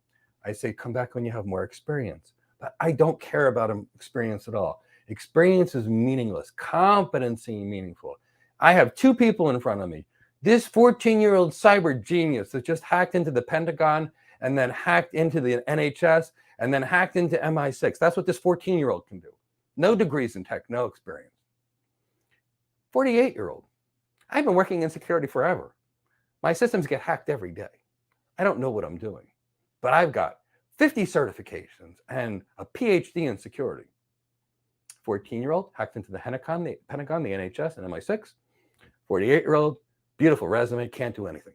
Who do you hire? I hire the 14-year-old, and everybody else I does too. So that's why it doesn't matter. Be good at what you do. Be great at what you do. Be the best at what you do.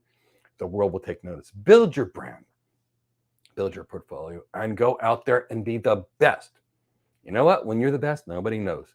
I know doctors that are fresh out of school that are incredible. I know people that have practiced medicine for 40 years that were bad when they started and are even worse 40 years later.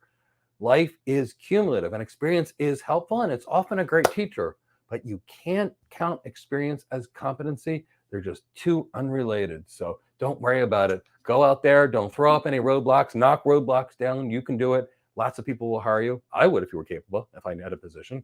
I hire all kinds of people. I don't care what they're at. My chief operating officer comes from the hospitality industry. Why? Why did I hire someone from another industry? Because he thinks differently than me. Because if he thought the same way as me, he'd be making the same mistakes as me. I want someone from a different industry. I come from the medical world before I went into tech. You know what? It's very helpful. And when I've got really complicated problems that I can't solve, really challenging problems, I often call my friend Frances. She's not from tech at all. She's from consulting. She has a different way of looking at the world. So when you got a complicated problem to be solved, you need people to think differently. The more experiences from the more industries your people have, the bigger your problems are solved. Go out there and get it. Go out there and win and go get a great job. And you'll be doing wonderful. So happy you asked that question and go out there and get anything you want. Okay, so who has questions for me? If you've got questions, let me know. I know I've given you some long answers, but I've also given you some thought-provoking answers today. Brave man, what's the difference between a solutions architect and a cloud architect? Very simple. A solutions architect only knows AWS solutions, or only knows Azure solutions, or only knows Google solutions. A cloud architect makes the same solutions across the data center, the network, 2 or 3 clouds, hybrid clouds, multi-cloud. So you want to be a cloud architect. Now, the solution architect seemed like a good idea. And about a year ago or 2 years ago, it was. People were on a single cloud. But now, everybody's on multiple clouds. And because people are on hybrid clouds or multiple clouds in today's world, there's really never a case for just being on a single cloud. And because there's not a case for being on a single cloud, you really want to be a cloud architect, not a solutions architect. Now, the cloud architect knows how to make the design across clouds. The solution architect only knows one of the cloud providers. In today's world, only 3% of all customers are using a single cloud. Everybody else is using hybrid cloud and multi-cloud. A single cloud is a single point of failure. So if you're a solution architect and you don't work across multiple clouds, you're denying your customer access to high quality, high availability, high performance systems. So become a cloud architect, not a solutions architect. Learn the cloud, not a cloud. Now, what do I mean by that? What do I mean by that? So, I mean, solve customer problems.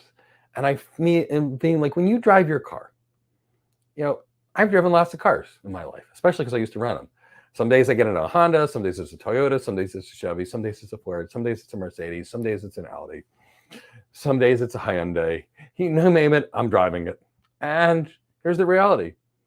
I turn the key, put it into the gear, press the accelerator, press the brake, turn on the lights, turn on the signals. I drive a car. Now, because I learned the car, I learned what's the steering wheel, what's the gear shift, where the keys go. It's very simple for me. Now, here's my mirrors.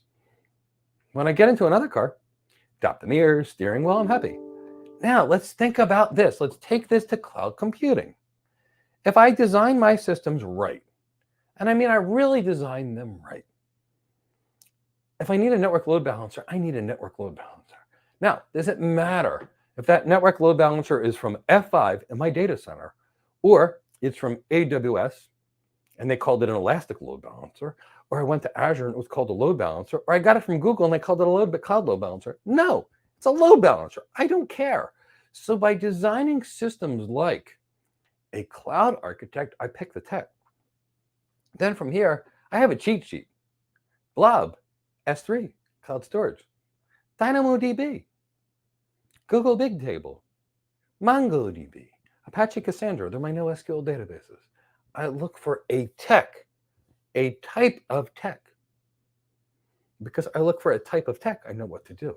So, because I can just pick that out. So learn the cloud, not a cloud provider, and you'll always know what to do. Learn to be a cloud architect versus a solution architect, and you can transform your customers' businesses anywhere, anytime, and be wildly, wildly successful. So learn the cloud. You'll be in great shape, brave man. Great question, though. If you've got some questions, answer them. Ask them. Cloud person. So do I need to know coding or program to be a cloud architect?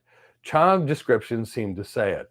Okay, cloud person, this goes into my favorite topic about talking about silly job descriptions. So here's the thing. We cloud architects don't code or configure. We cloud architects transform. What do I mean by transform? And I'm going to read an article to you out of CIO magazine. So you can't transform a business if you don't know about the business. So we cloud architects are business people that also know tech. So we have to start. Mr. and Mrs. Customer, what do you want to do? What's the current state of your business? Is it good? Great. Is it not good? Well, how do we fix it? Is it good, but you want to grow it? What can we do to grow it? Is it slow? What can we do to grow it? Are your expenses too high? What can we do to improve productivity or take expenses out? We have to think about this. That's where we start. So there's no programming in that. Then we map out an end state. What do we want it to look like? And then we fill in the gaps with technology. We design it, we write it up, we present it, we sell it, and we leave. We don't build it, which means we don't code it, we don't configure it, we don't anything. We design it, we sell it, we present it, and we get out of there.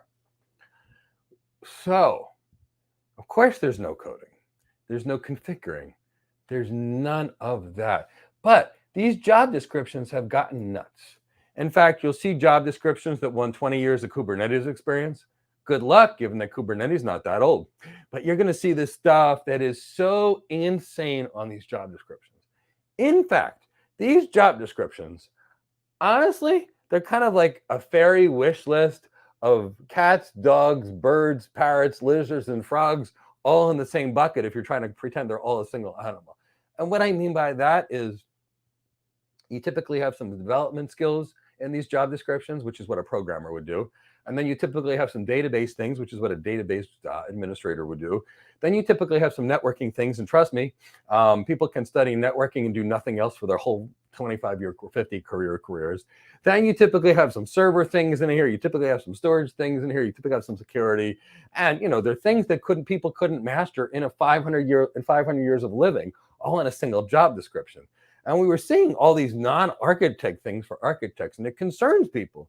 And the reason it concerns people is architects are a big picture. And all these things they're listing are like these fine and detailed microscope. And you can't do both. I promise you, go outside and start plucking grass things off of the ground. Just pull up a piece of grass, another piece of grass. Now tell me what's on your roof at the same time. You can't see your roof if you're staring at the grass that's on the ground. Well, that's the point. If you're an architect, you need to see the big picture, not focus on the details.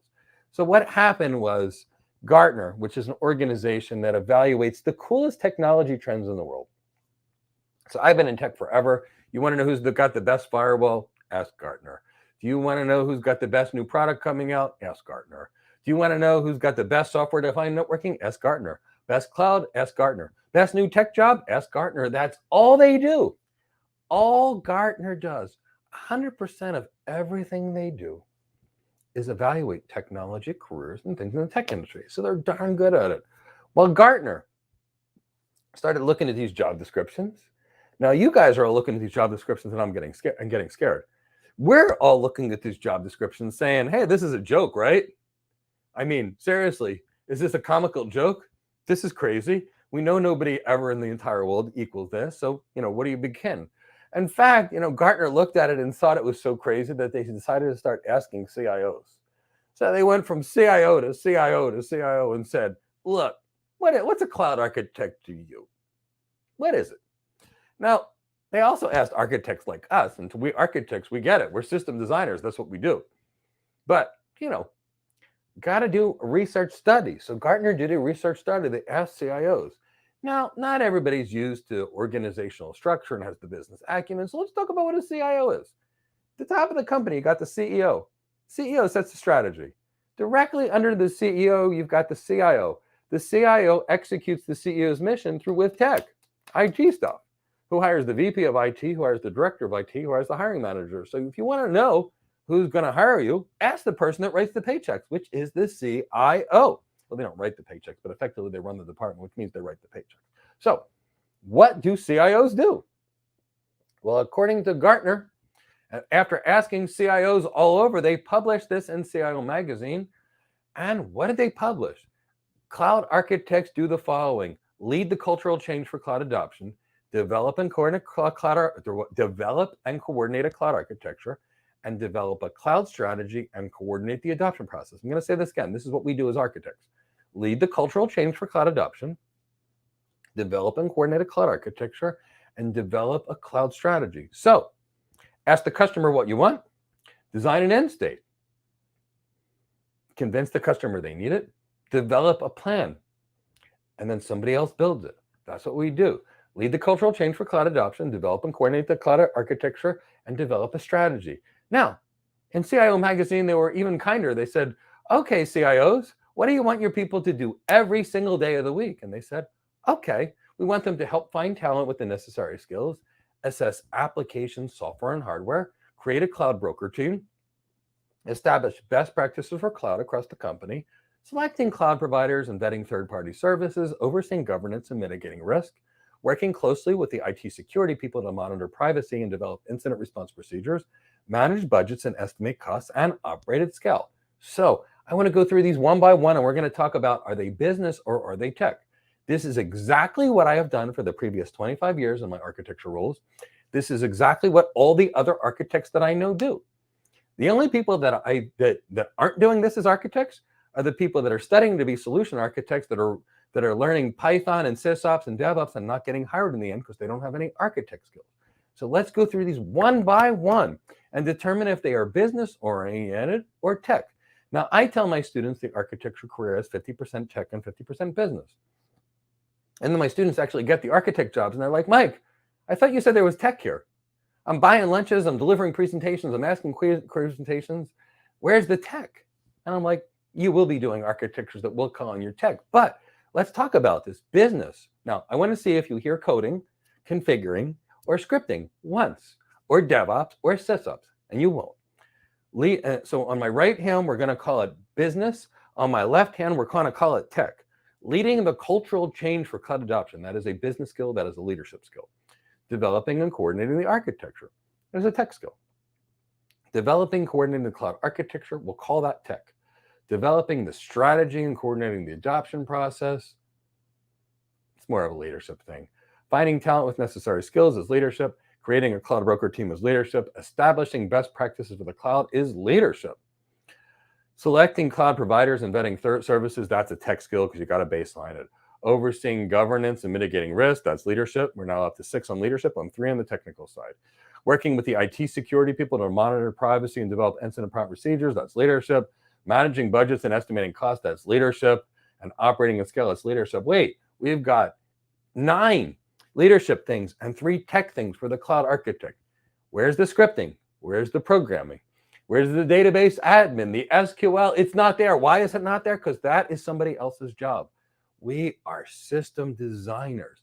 We are business transformation specialists. So that's what we do. So when you think about, do we code? Is there coding in leading the cultural change for the cloud adoption? No. Configuring. Is there configuring in finding talent with the necessary skills? No. How about creating a cloud broker team? Creating these big teams? You think there's any coding there? No. So now you know what cloud architects are. And now that you see this, and now that you're hearing from us, other cloud architects, what we do, you're now in a good position to know how to get hired. Why? Because you know what we do. We don't code, so don't learn Python. We don't maintain, so don't learn SysOps. We don't automate software release cycles. So if you want to be an architect, don't study DevOps. If you do, here's what's going to happen. Your resume is going to look like you're everything other than an architect, and you won't get hired. And sometimes when we have architects, we have to remove those things because it makes them look like other careers other than an architect. An architect is a business transformation specialist. An architect's brand is a business transformation specialist. So don't get 30 certifications because it makes you look like a certification junkie, not a business transformation specialist. Write a white paper, improves how you helped another organization. That's a business transformation specialist. Get an MBA. I'm not saying that you should do that, but if you do, that looks more like a business transformation specialist. Learn something, present better. You're a business transformation specialist. Want to earn more in tech? Transform. Want to earn more? Guide your customers into solutions that make them do better. Make your clients successful. Make your customers successful, and you will be successful. What do? We make our clients successful. The more you can do for your clients, the more they will do for you. If you can generate $1 million of value for your customer, they can pay you a couple $100,000, and it's no big deal. You can generate $1 billion of value for your customer, they can pay you almost anything you want. So build a career. The career, what makes you good, what makes you elite, what makes you better than the rest is your ability to leverage the technology to help that business be better. It's not your knowledge of the tech. Who cares about the tech? It's what you can do with the tech that matters. If I make a drug that can cure cancer, it's worth a lot. If that same drug can only cure my sore throat, it's worth less. But if that drug can cure cancer, it's worth a lot. Why? Because the value it provides is much greater. The company could charge much more. Or better yet, they could cure the world and not charge more. But the point is it's all about the end goal. It's all about the end destination. It has nothing to do with the technology. That's purely a tool. It's just a tool. A carpenter needs a hammer or a saw. A doctor needs a stethoscope. A truck driver needs a truck. It's just a tool. Use the right tools, and you're going to always, always, always be in good shape. So no, you don't need to know coding to be a good cloud architect. And if you do, it's not an advantage. It's not an advantage because it doesn't help you transform better. It doesn't help you interact with the customer better. It doesn't help you learn about your customer better, about their needs, their goals, their wants, or anything. All it does is teach you how to code. And if you're focused on coding, cloud person, you can't see the forest from the trees. I do a lot. I have lots of things where I like to look through telescopes. And let me tell you, with low magnification, you have a big field of view. With high magnification, when you're zoomed in, you can see one thing. Now you can see lots of details on one thing, or you can see the big picture. Architect work by definition has to be big picture. Engineering work has to be zoomed in. Stay zoomed out as an architecture. You can't see the details any other way. Chris, if you want to bring in the next question.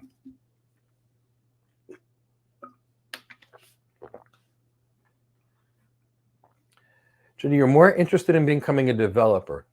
Do I have a program for becoming a cloud developer? I don't focus on development careers for a lot of reasons, but if you want to become a developer, learn how to be a developer and get rid of the cloud piece, because what you do on the cloud and off the cloud are pretty much the same. I don't really focus on a lot of development careers. The reason I don't is the world is becoming more and more and more global. And development careers, I think you're going to see, are going to be able to be done by anybody, anywhere in the world.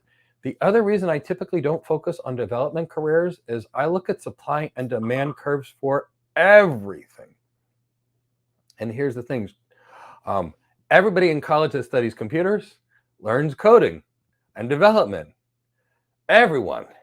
But almost nobody understands cloud. So when you're dealing with software developer things, just realize that there are a tremendous number of people that are in that field. And realize that when there are tremendous supply, if there's a tremendous supply, unless there's tremendous demand, the price goes down. So keep in mind that development careers will have their ups and downs, and they're going to have a lot of downs because as the world gets more global, as the cloud enables more people to do more things, there'll be much more development work that'll be done outside of the most expensive places. So I see development work really, really exciting for the developing world because I think they're going to be able to take over and do a lot of the stuff that we're doing now with higher paid positions in places like the US, the UK, or Canada. So I get a little scared of development careers. I mean, I still think they're good careers right now, but just keep in mind with development careers, other people in other parts of the world can do the job equally well, often at a much lower cost, and you're going to be fighting that. Where if you're actually an architect and you're going to be on site more, you've got a lot more protection in a world like that. So just keep that in mind. Always think about supply and demand curves. So if you're going to be a developer, which is a good career, and there's lots of people that love development, just make sure that you give yourself career agility.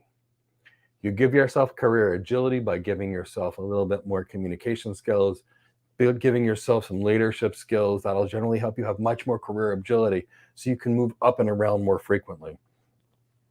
Get those great skills if you want to be a developer, but don't not get those leadership skills, business acumen skills, emotional intelligence. They will give you a tremendous, tremendous boost because you want to make sure you're different than the average developer. Otherwise, with every college graduating class, there's 1,000,001 new developers, and there's not necessarily always going to be demand for them. And so develop is good. I don't want to say don't be a developer. I have lots of friends that are developers. I work with lots of recruiters that can get developers great jobs. I just look at supply and demand curves, and I tend to like to go towards things where I see the demand rapidly going up and a low supply. High demand, low supply equals high cost. High supply, low demand equals low cost.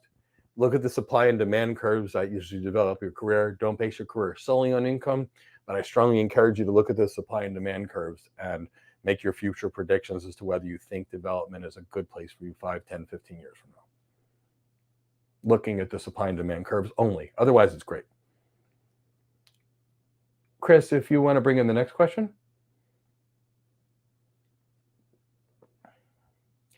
Hi, Sandy. In the Challenger sale, they said that relationship building is a losing approach. However, challenging your customers, well, I will say this. Relationship building is never, never, never a losing approach. I will tell you, Sandy, that 99% of everything I have ever done in my career was based upon relationships.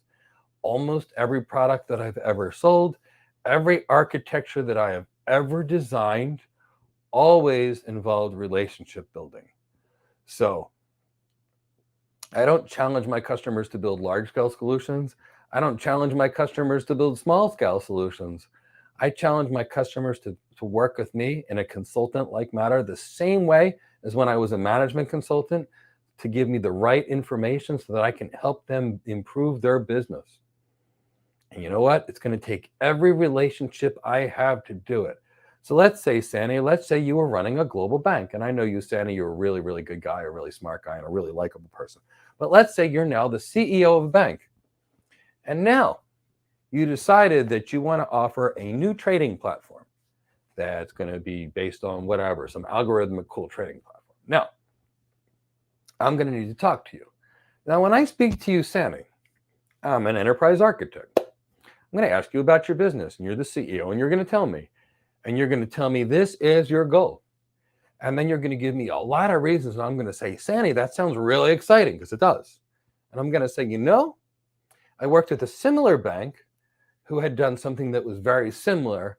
What we did with them was able to create this algorithmic trading company where we tied information from here, here, here, here, and here. We looked at historical information here and here and here. And we mined these feeds, and we did this and this. And we saved this customer. We enabled this customer to earn 13% more. We were additionally able to shave nanoseconds off of that by putting all of the servers in the same rack, all in the same switch, which enabled the organization to achieve another $86 million off of just shaving our cable length. So that's what we've done. Now your customer says, that sounds great. Now you got to go build this thing. Let me tell you, Sandy, I'm not designing this myself. You know why? I got the high performance networking piece down. Now, that's easy. What about all this machine learning things? You know, Sandy, the person that is an expert at machine learning that's done nothing other than machine learning for the last 5 years, 60 hours a week, 50 weeks a year, that's the person that's going to do that machine learning that I'm going to bring in to go talk to this person. And how am I going to call them? Based upon my relationships. So without that relationship, I can't call them. Now, I want to bring in a data scientist too, how to analyze this. I'm going to go bring in a data scientist, not just my Python scripting expert for the machine learning side. Now I've got that. Now, maybe I need some big data people too. Let me bring in those data architects. But wait, that's not enough. We got to build this application. I know a lot of application architects. Let me get them to come in and consult, Mr. Customer. Okay, now how can we tune this a little bit? You know, it's in your server, bare metal. We did this at this one bank. We were able to squeeze out like an extra $50 million a year by doing this. Let me go ask my buddy how he did it. He's going to consult. So it's all done upon relationships. And the other thing that I'll say, Sandy, I'm going to say relationships are everything. And as a cloud architect, I've got a lot of relationships. And I've designed architectures for my customer. And the customers asked me, is this best? And what do I mean by that? At one point, many years ago, I worked for a Cisco competitor. And it was right before I joined Cisco, and I designed my architecture, and the customer said to me, Mike, is this the best one? And I said, no. I said, I wish it was. I said, but right now, the Cisco architecture that they're offering is 10% better than ours. I said, but I don't work for Cisco. I can't use the Cisco product. But the Cisco product is better than ours right now, and it's a better architecture and a better design. Sandy, the customer said, guess what, Mike? They said, Mike, I want yours anyway. Because nobody else in the world would have told me that the competitor's one was better than yours. And we already have your stuff, and it's already working, and you've advised us, and we trust you when you come every time we call. We want yours anyway. Why did they want mine? Because of a relationship. So in the new world, they're saying don't build relationships. I don't care. I build relationships. And I find that relationships are your best tool. So I know one executive, we'll call him Pat. When I met him, he told 20 some years ago, he said, Mike, your network is your net worth. Build your network. Now, I didn't really understand what he meant. I watched this person lead. He had a Rolodex that was like this.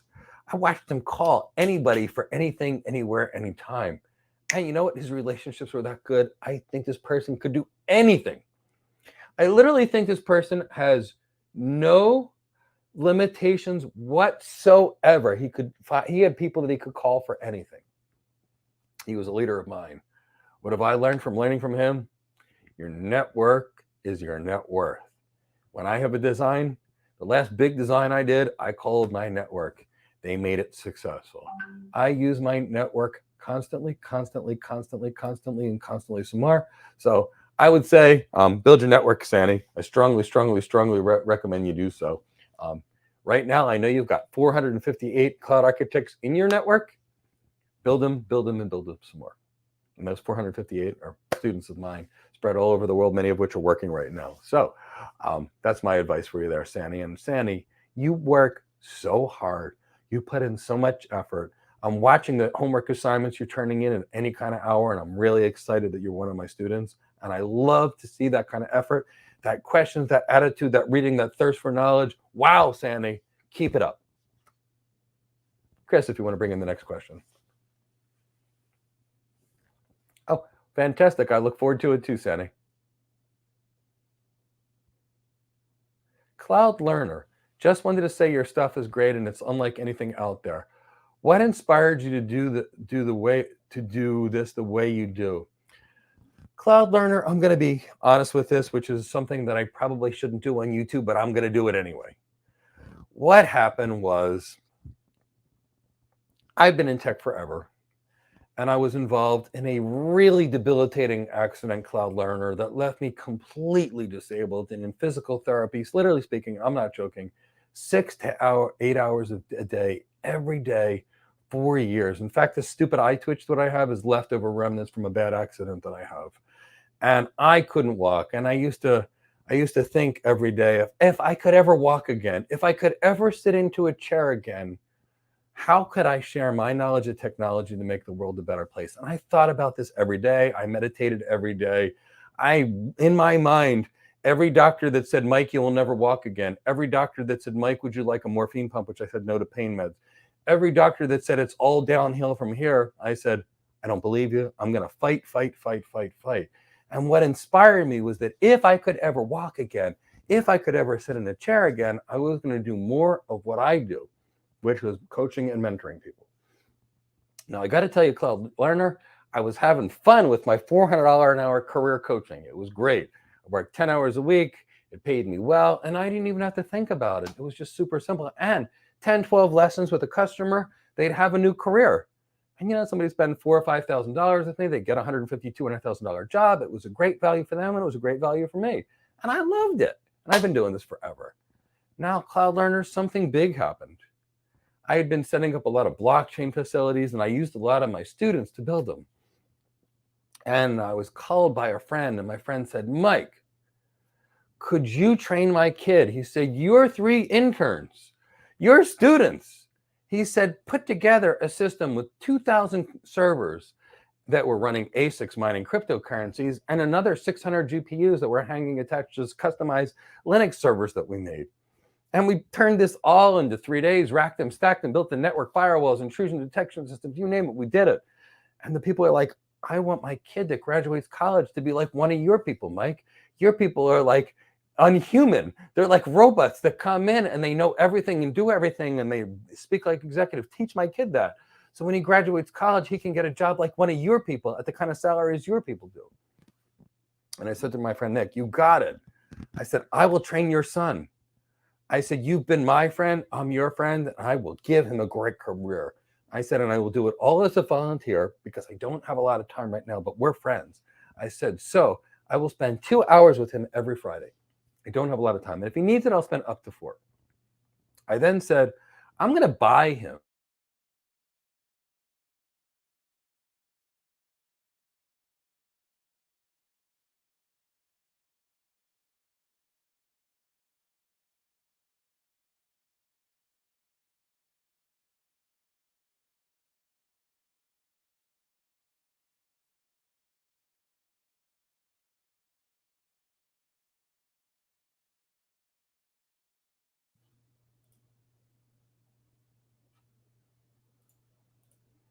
Chris, can you hear me? Okay, I'm back.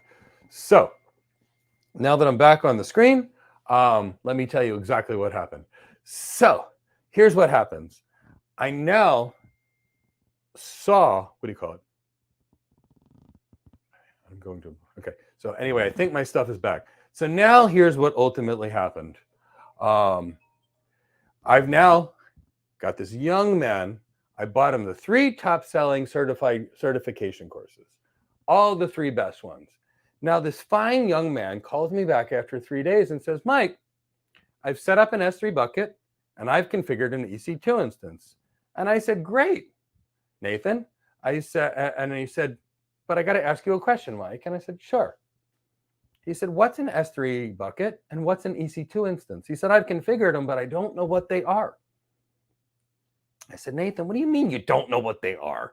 You just built them. And he said, Mike, I watched the videos. They told me what is an S3 bucket and I configured it, but what is it? I said, what do you mean? I said, I bought you the top 3 best-selling certification classes. And then, hey, he configured an EC2 instance. Here's the thing. He didn't even know it was a virtual machine.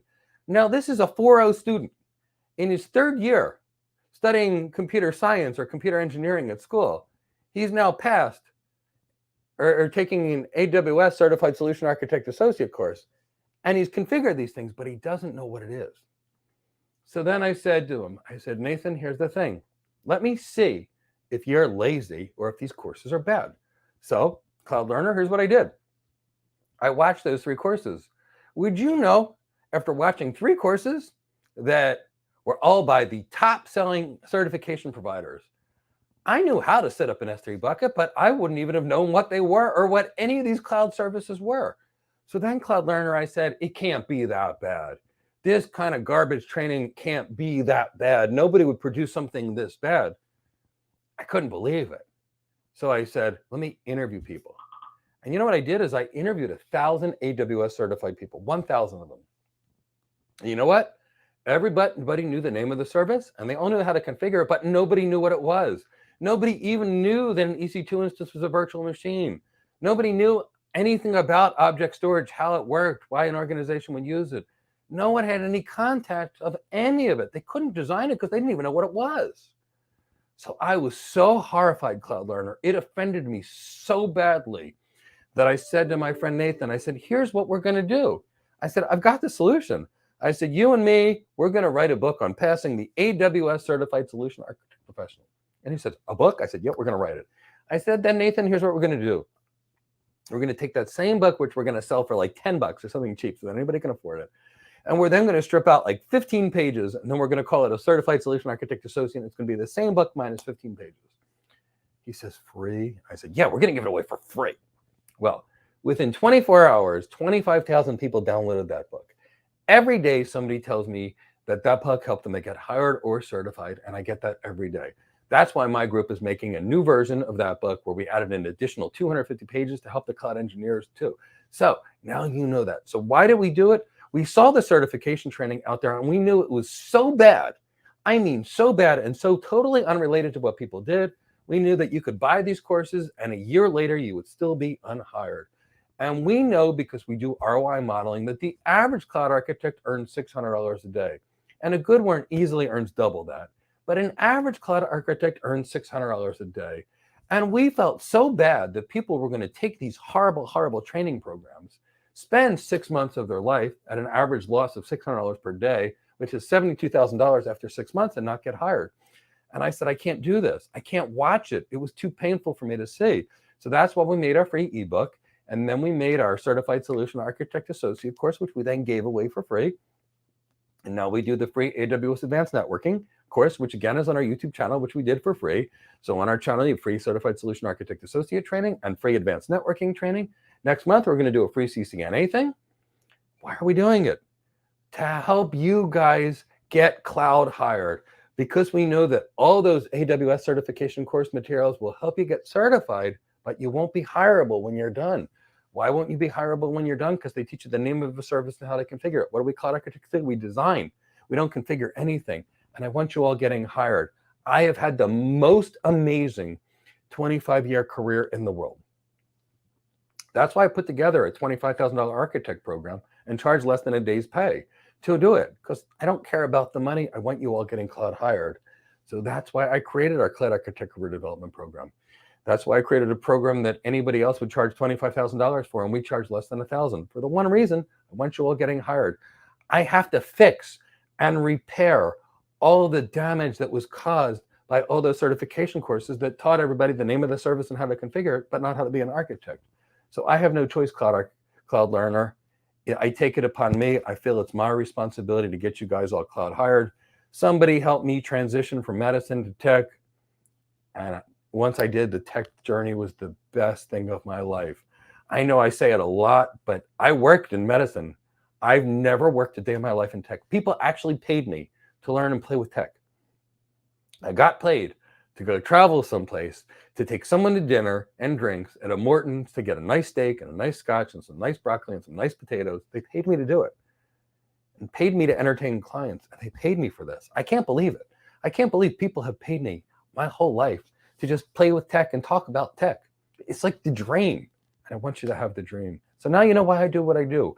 I want you to have the dream where you just talk about stuff you love all day long and you get paid a lot to do it and you don't really work, because it's a good life when you love what you do. And I love what I do, and I love this architecture thing. It's the best thing I've ever done. Quite frankly, when I left medicine, I did management consulting, I did architecture. I don't think I've changed jobs. I start with the client, tell me what you're looking to do. I assess them, I make a diagnosis, and I build a plan. Medicine, management consulting, enterprise architecture, solution architecture, same job. Just the tool changes. I go from a stethoscope to a virtual machine. Nothing else is different. Chris, if you want to bring in the next one. Asha. Hi, Mike. Thanks for everything you're doing. Are cloud infrastructure architects the same as a cloud network architect? Pretty much the same thing. Exactly, Asha. So we infrastructure architects, and I'm an infrastructure architect. We focus on the network. What's the VPC look like? What's the BGP look like? What's the traffic engineering look like? Where's the traffic coming in and out? And that's an extreme specialty. And people don't realize how much goes into networking. I read well over 75,000 pages to become a Cisco certified internet expert. And to put it into context, we're coming from a world where, a certified solution architect professional textbook is 500 pages. We're talking about a CCNA curriculum, which is 2,000 pages. So just to look at it, the basic intro to level practice certification, the intro to the most junior thing in networking is about 4 times deeper than the most serious thing in cloud. See, the networking piece is that. So cloud network architect, cloud infrastructure architect, generally speaking, the same thing. Asha, very strong question. I'm a cloud infrastructure architect. Well, and I'm not doing medical care for people or internal medicine. But yeah, I'm a cloud infrastructure architect any day of the week, and that's how I identify myself. Networking. Great question. Chris, you want to bring in the next one? T. David, what are the differences between cloud infrastructures of AWS, GCP, and Azure? T. David, none. It's all the same. T. David, whether you're in my program, if you took 50 servers and you installed the OpenStack Ansible cloud on them, you had a couple controllers and the rest was your data plane, you'd have a cloud. And guess what? If we took those same servers and we decided to put a Nutanix cloud on it, we'd have a Nutanix cloud. And you know what? If we put on the Azure control plane, we'd have Azure servers. And if we put the Google control plane, we'd have the Google plane. So what's the difference? Pretty much what the company calls them. What is a cloud, T. David? It's all it is a network and a data center that's been virtualized. So the main differences between the infrastructures are who owns them. So AWS will have their own custom hypervisor, which will be 2% different than the hypervisor that was developed by Google, which is a little different than the Hyper-V hypervisor that Microsoft is using for Windows, which is different than the hypervisors that they're going to be using for their Linux servers. So all in all, they're 90% the same, but I'd say 95% the same. When you start looking at it, it's almost a choice, Ford versus Chevy, AT&T versus Verizon, 99% of it's the same. Now, if you think about it, you can start to think a little better. So now let's analyze what each provider does. Microsoft has been advising customers on how to optimize their business with technology for decades. Microsoft is really, really good at business guidance and advice. So I come from the Cisco Internet Business Solutions Group. Microsoft's got their Business Solutions Group. These organizations that have these Business Solutions Group, these are the most elite technology and architects in the world that help advise companies do better through technology. And Microsoft's got that. So Microsoft, you're always going to see at the strategic end because they're business people. Now, Google is the algorithm expert. What is Google's number one and number two business? Search. Google and YouTube, which we're on right now. Google, biggest search engine in the world. YouTube, second biggest search engine in the world. What are they? Algorithms. So if you're going to go to somebody and you want to use their pre-made machine learning libraries, who is the algorithm king and queen of the world? Google. Because they own the number one and number two search engine and huge advertising platforms. So if I was going to line my things on, I'd say best AI people, algorithm people in the world, Google. Best infrastructure, is it Amazon or is it Microsoft? I don't know, pick one or both. See, David, I'm never going to be in a single cloud, ever. Single cloud is a single point of failure. I would never use two WAN links from the same service provider. It'd be insane. If I have two links from AT&T and AT&T has an outage, I'm done. If I've got an AT&T link and a Verizon link, if Verizon goes down, AT&T's still up.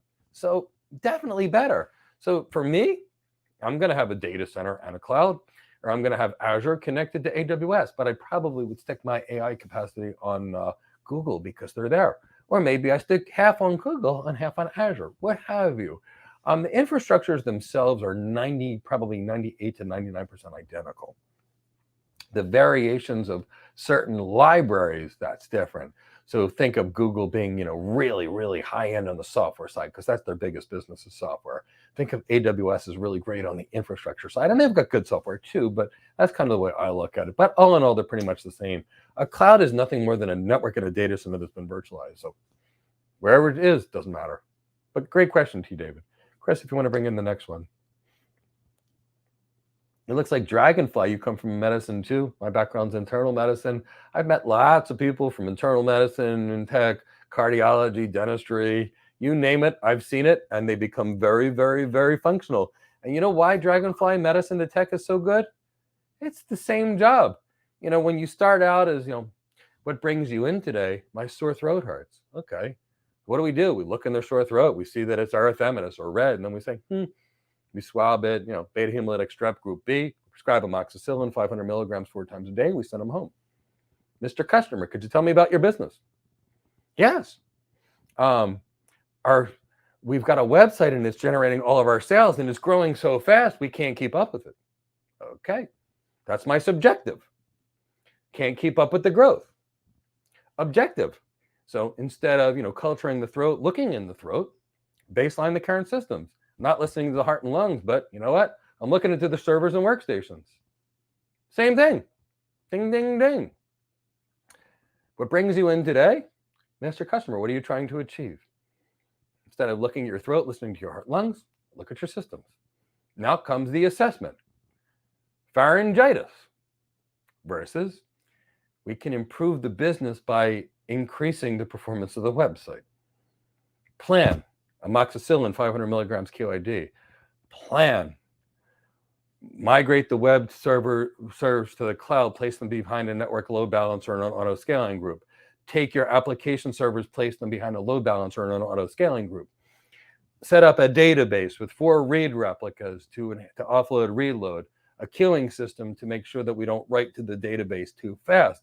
Add some caching to reduce the load on the read replicas. Poof. We've got an architecture to support the needs of growing the website on the cloud.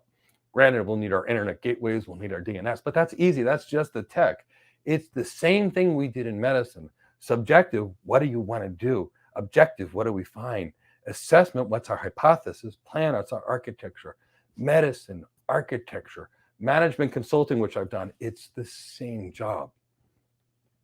There are so many architecture jobs that are out there. I went from medicine to lead architect in 6 months. Why? Because medicine wasn't architect. I was a patient health architect. Nothing changes. Just remember, for architecture jobs, for all of you that are here, take your patient on the journey. The only difference is your business is the patient. Same job. Management consulting is what architects do. So, are there any other questions for me? EWB, do we interview students? I used to interview students, EWB, all the time. And if you want me to, leave your phone number, I will interview you. What my interview used to be was, don't take this program unless you're going to work hard. Don't take this program if you're going to want to work hard. Don't take this program if you want to work hard. And you know why I would say that? I didn't want anybody to take my program that wasn't going to work hard. So when I'd interview people and I would say, don't take it unless you're going to work hard, the people that would take the program, you know what they would do? They would take the program and they work hard and they would all get hired. So I used to try and tell people, don't come unless you want to work seriously. That was the point of my interviews. But you know what? I will give you my number. I will pop it on YouTube. And if you want an interview, you can send a text message and I will happily interview you. And I'm more than happy to do so because I like to see if people want to be a good fit. I used to mandate it for everybody, but obviously I don't mandate it anymore because our programs are so solid and our people are doing it all the time. It's a shared responsibility kind of thing. So if you want to give a call, you can call that number. I'm on WhatsApp if you're outside the US, or it will ring in our office. So we can call you. You can call that number if you want to work. But really the key is anyone from any background. Last week, Yvonne, one of my students, he's 22 years old. He just graduated college and he's now working for AWS with no background and experience. And it happens to me every day. Here's the key. When you want to change careers, it's up to you. If you work hard, have a laser-like focus, have the dedication, and have someone to guide you along the way, you'll be highly, highly, highly successful. And if you don't work hard and you don't drive it with focus, it'll be very hard to get there. That's it. It's all up to you. In years and years and years of all the things that I've done, what I've been told is, people would tell me, no, it's hard, it's challenging. I don't listen to anyone. I know that you can do anything. This is the best time in the world of my entire life to be looking for a cloud architect job. You have times and opportunities now that we've never seen. We're in the middle of a pandemic, which means we've been going from the data center to the cloud. So we've had the cloud, which is a natural migration of the network in the data center to something better. So we've been all running toward this. Then we hit the cloud, which caused people to work, the pandemic caused people to work from home, which caused everybody to run towards this cloud. Now we've got this great resignation, which is causing people to quit their jobs, which has vacancies everywhere. There are so many vacancies everywhere. If you've got a good, competent cloud architect resume and a good, competent cloud architect LinkedIn portfolio, and you have a real brand and it doesn't look like an engineer and it looks like an architect's brand, you'll have people reach out to you 3 to 10 times per day. I do every day for a new job. Now, the second I put all this tech stuff on my resume, I'm going to be getting engineering positions, not architecture positions. And they're going to be different. So the answer is yes. So just keep that in mind. And, EWB, Chris, if you want to bring in that last thing that he said, there's a little bit of truth to it. What we are is a coaching organization. And what do I mean by coaching? We consult with people to build their best careers. We ask everybody when they come, what do you want to be? And then we help you build a plan to get there. Because what makes me happy as an architect will not make somebody else happy. So we build a plan for everybody. And whether you call that life coaching or career coaching, it's coaching. And then we have our live classes and we have our students design architectures. They have to present it and describe it. And we have to coach them on the way they have to say it. And then we have to teach people the business component. And whether you call it teaching or mentoring or coaching, quite frankly, I called it mentoring for the last 20 years. And then the world started calling it coaching. I'd say you're right. I don't consider myself to be a trainer at all, and I appreciate your kind words. I consider myself to be a coach. Last Friday, we had a call, and my students brought me to tears. Honestly, my students had all these amazing things to say. We had a whole bunch of students that got hired. And what they said to me is, they said, Mike, I love being here because it's not just that you teach us, but you built a family. I have 458 people in my family. And we talk constantly. My Slack channel of 458 people gets more interaction than somebody else's that has 30,000. My people talk to each other 24 hours a day. I was talking to somebody yesterday, one of my students, who's helping me develop some training, and she's amazing. And she said, well, before I spoke to you, I spoke to Lincoln, who's in Lagos. And right before that, I spoke to this person who was in Ottawa. So in one day, she had 2 conversations, one in Africa, one in Canada. And she says, but I got to call this person in England because we're working on a lab together too. I think they were the 3 countries she told me. In one day, no, it was Hungary. She spoke to somebody in Hungary, somebody in Lagos, Nigeria, and somebody in Ottawa, Canada. And that was before she spoke to me. And this was on a Sunday when she was going to be working with other people. So the point is yes, I'd love to say that I consider myself to be a coach and a mentor and a consultant. And that's kind of what I've done. So thank you for your perspective. Thank you for your reframing. And you know what? If I'm more of a career coach, yeah, I just do the training and under the coaching. So thank you so much. And I really appreciate your perspective and kind words. Thank you again. Really good assessment. And thank you for your kind words. If there's any more questions, let me know. Otherwise, I'll come back for you on Wednesdays because I love you guys and I want to make sure I can give you anything you need to for your career. Letting you know today, we made a video on some interview questions. Please go see them. And Thursday, we're going to do that practice interview. And you know what? I'm going to have a lot more surprises coming your way. We've got a couple really exciting things coming soon. So stay tuned. Please subscribe. Hit like the video. If you haven't hit the bell so you get informed of new CCNA training, new books, and lots of new things coming your way. And don't forget, we have our Cloud Architect Career Development Program if you're looking to get your first job as a cloud architect. And we're also happy to keep advising you on this channel for free. So it's been nice to spend time with you. Hope you have a wonderful, wonderful, wonderful day. Have a great night and take care, everyone.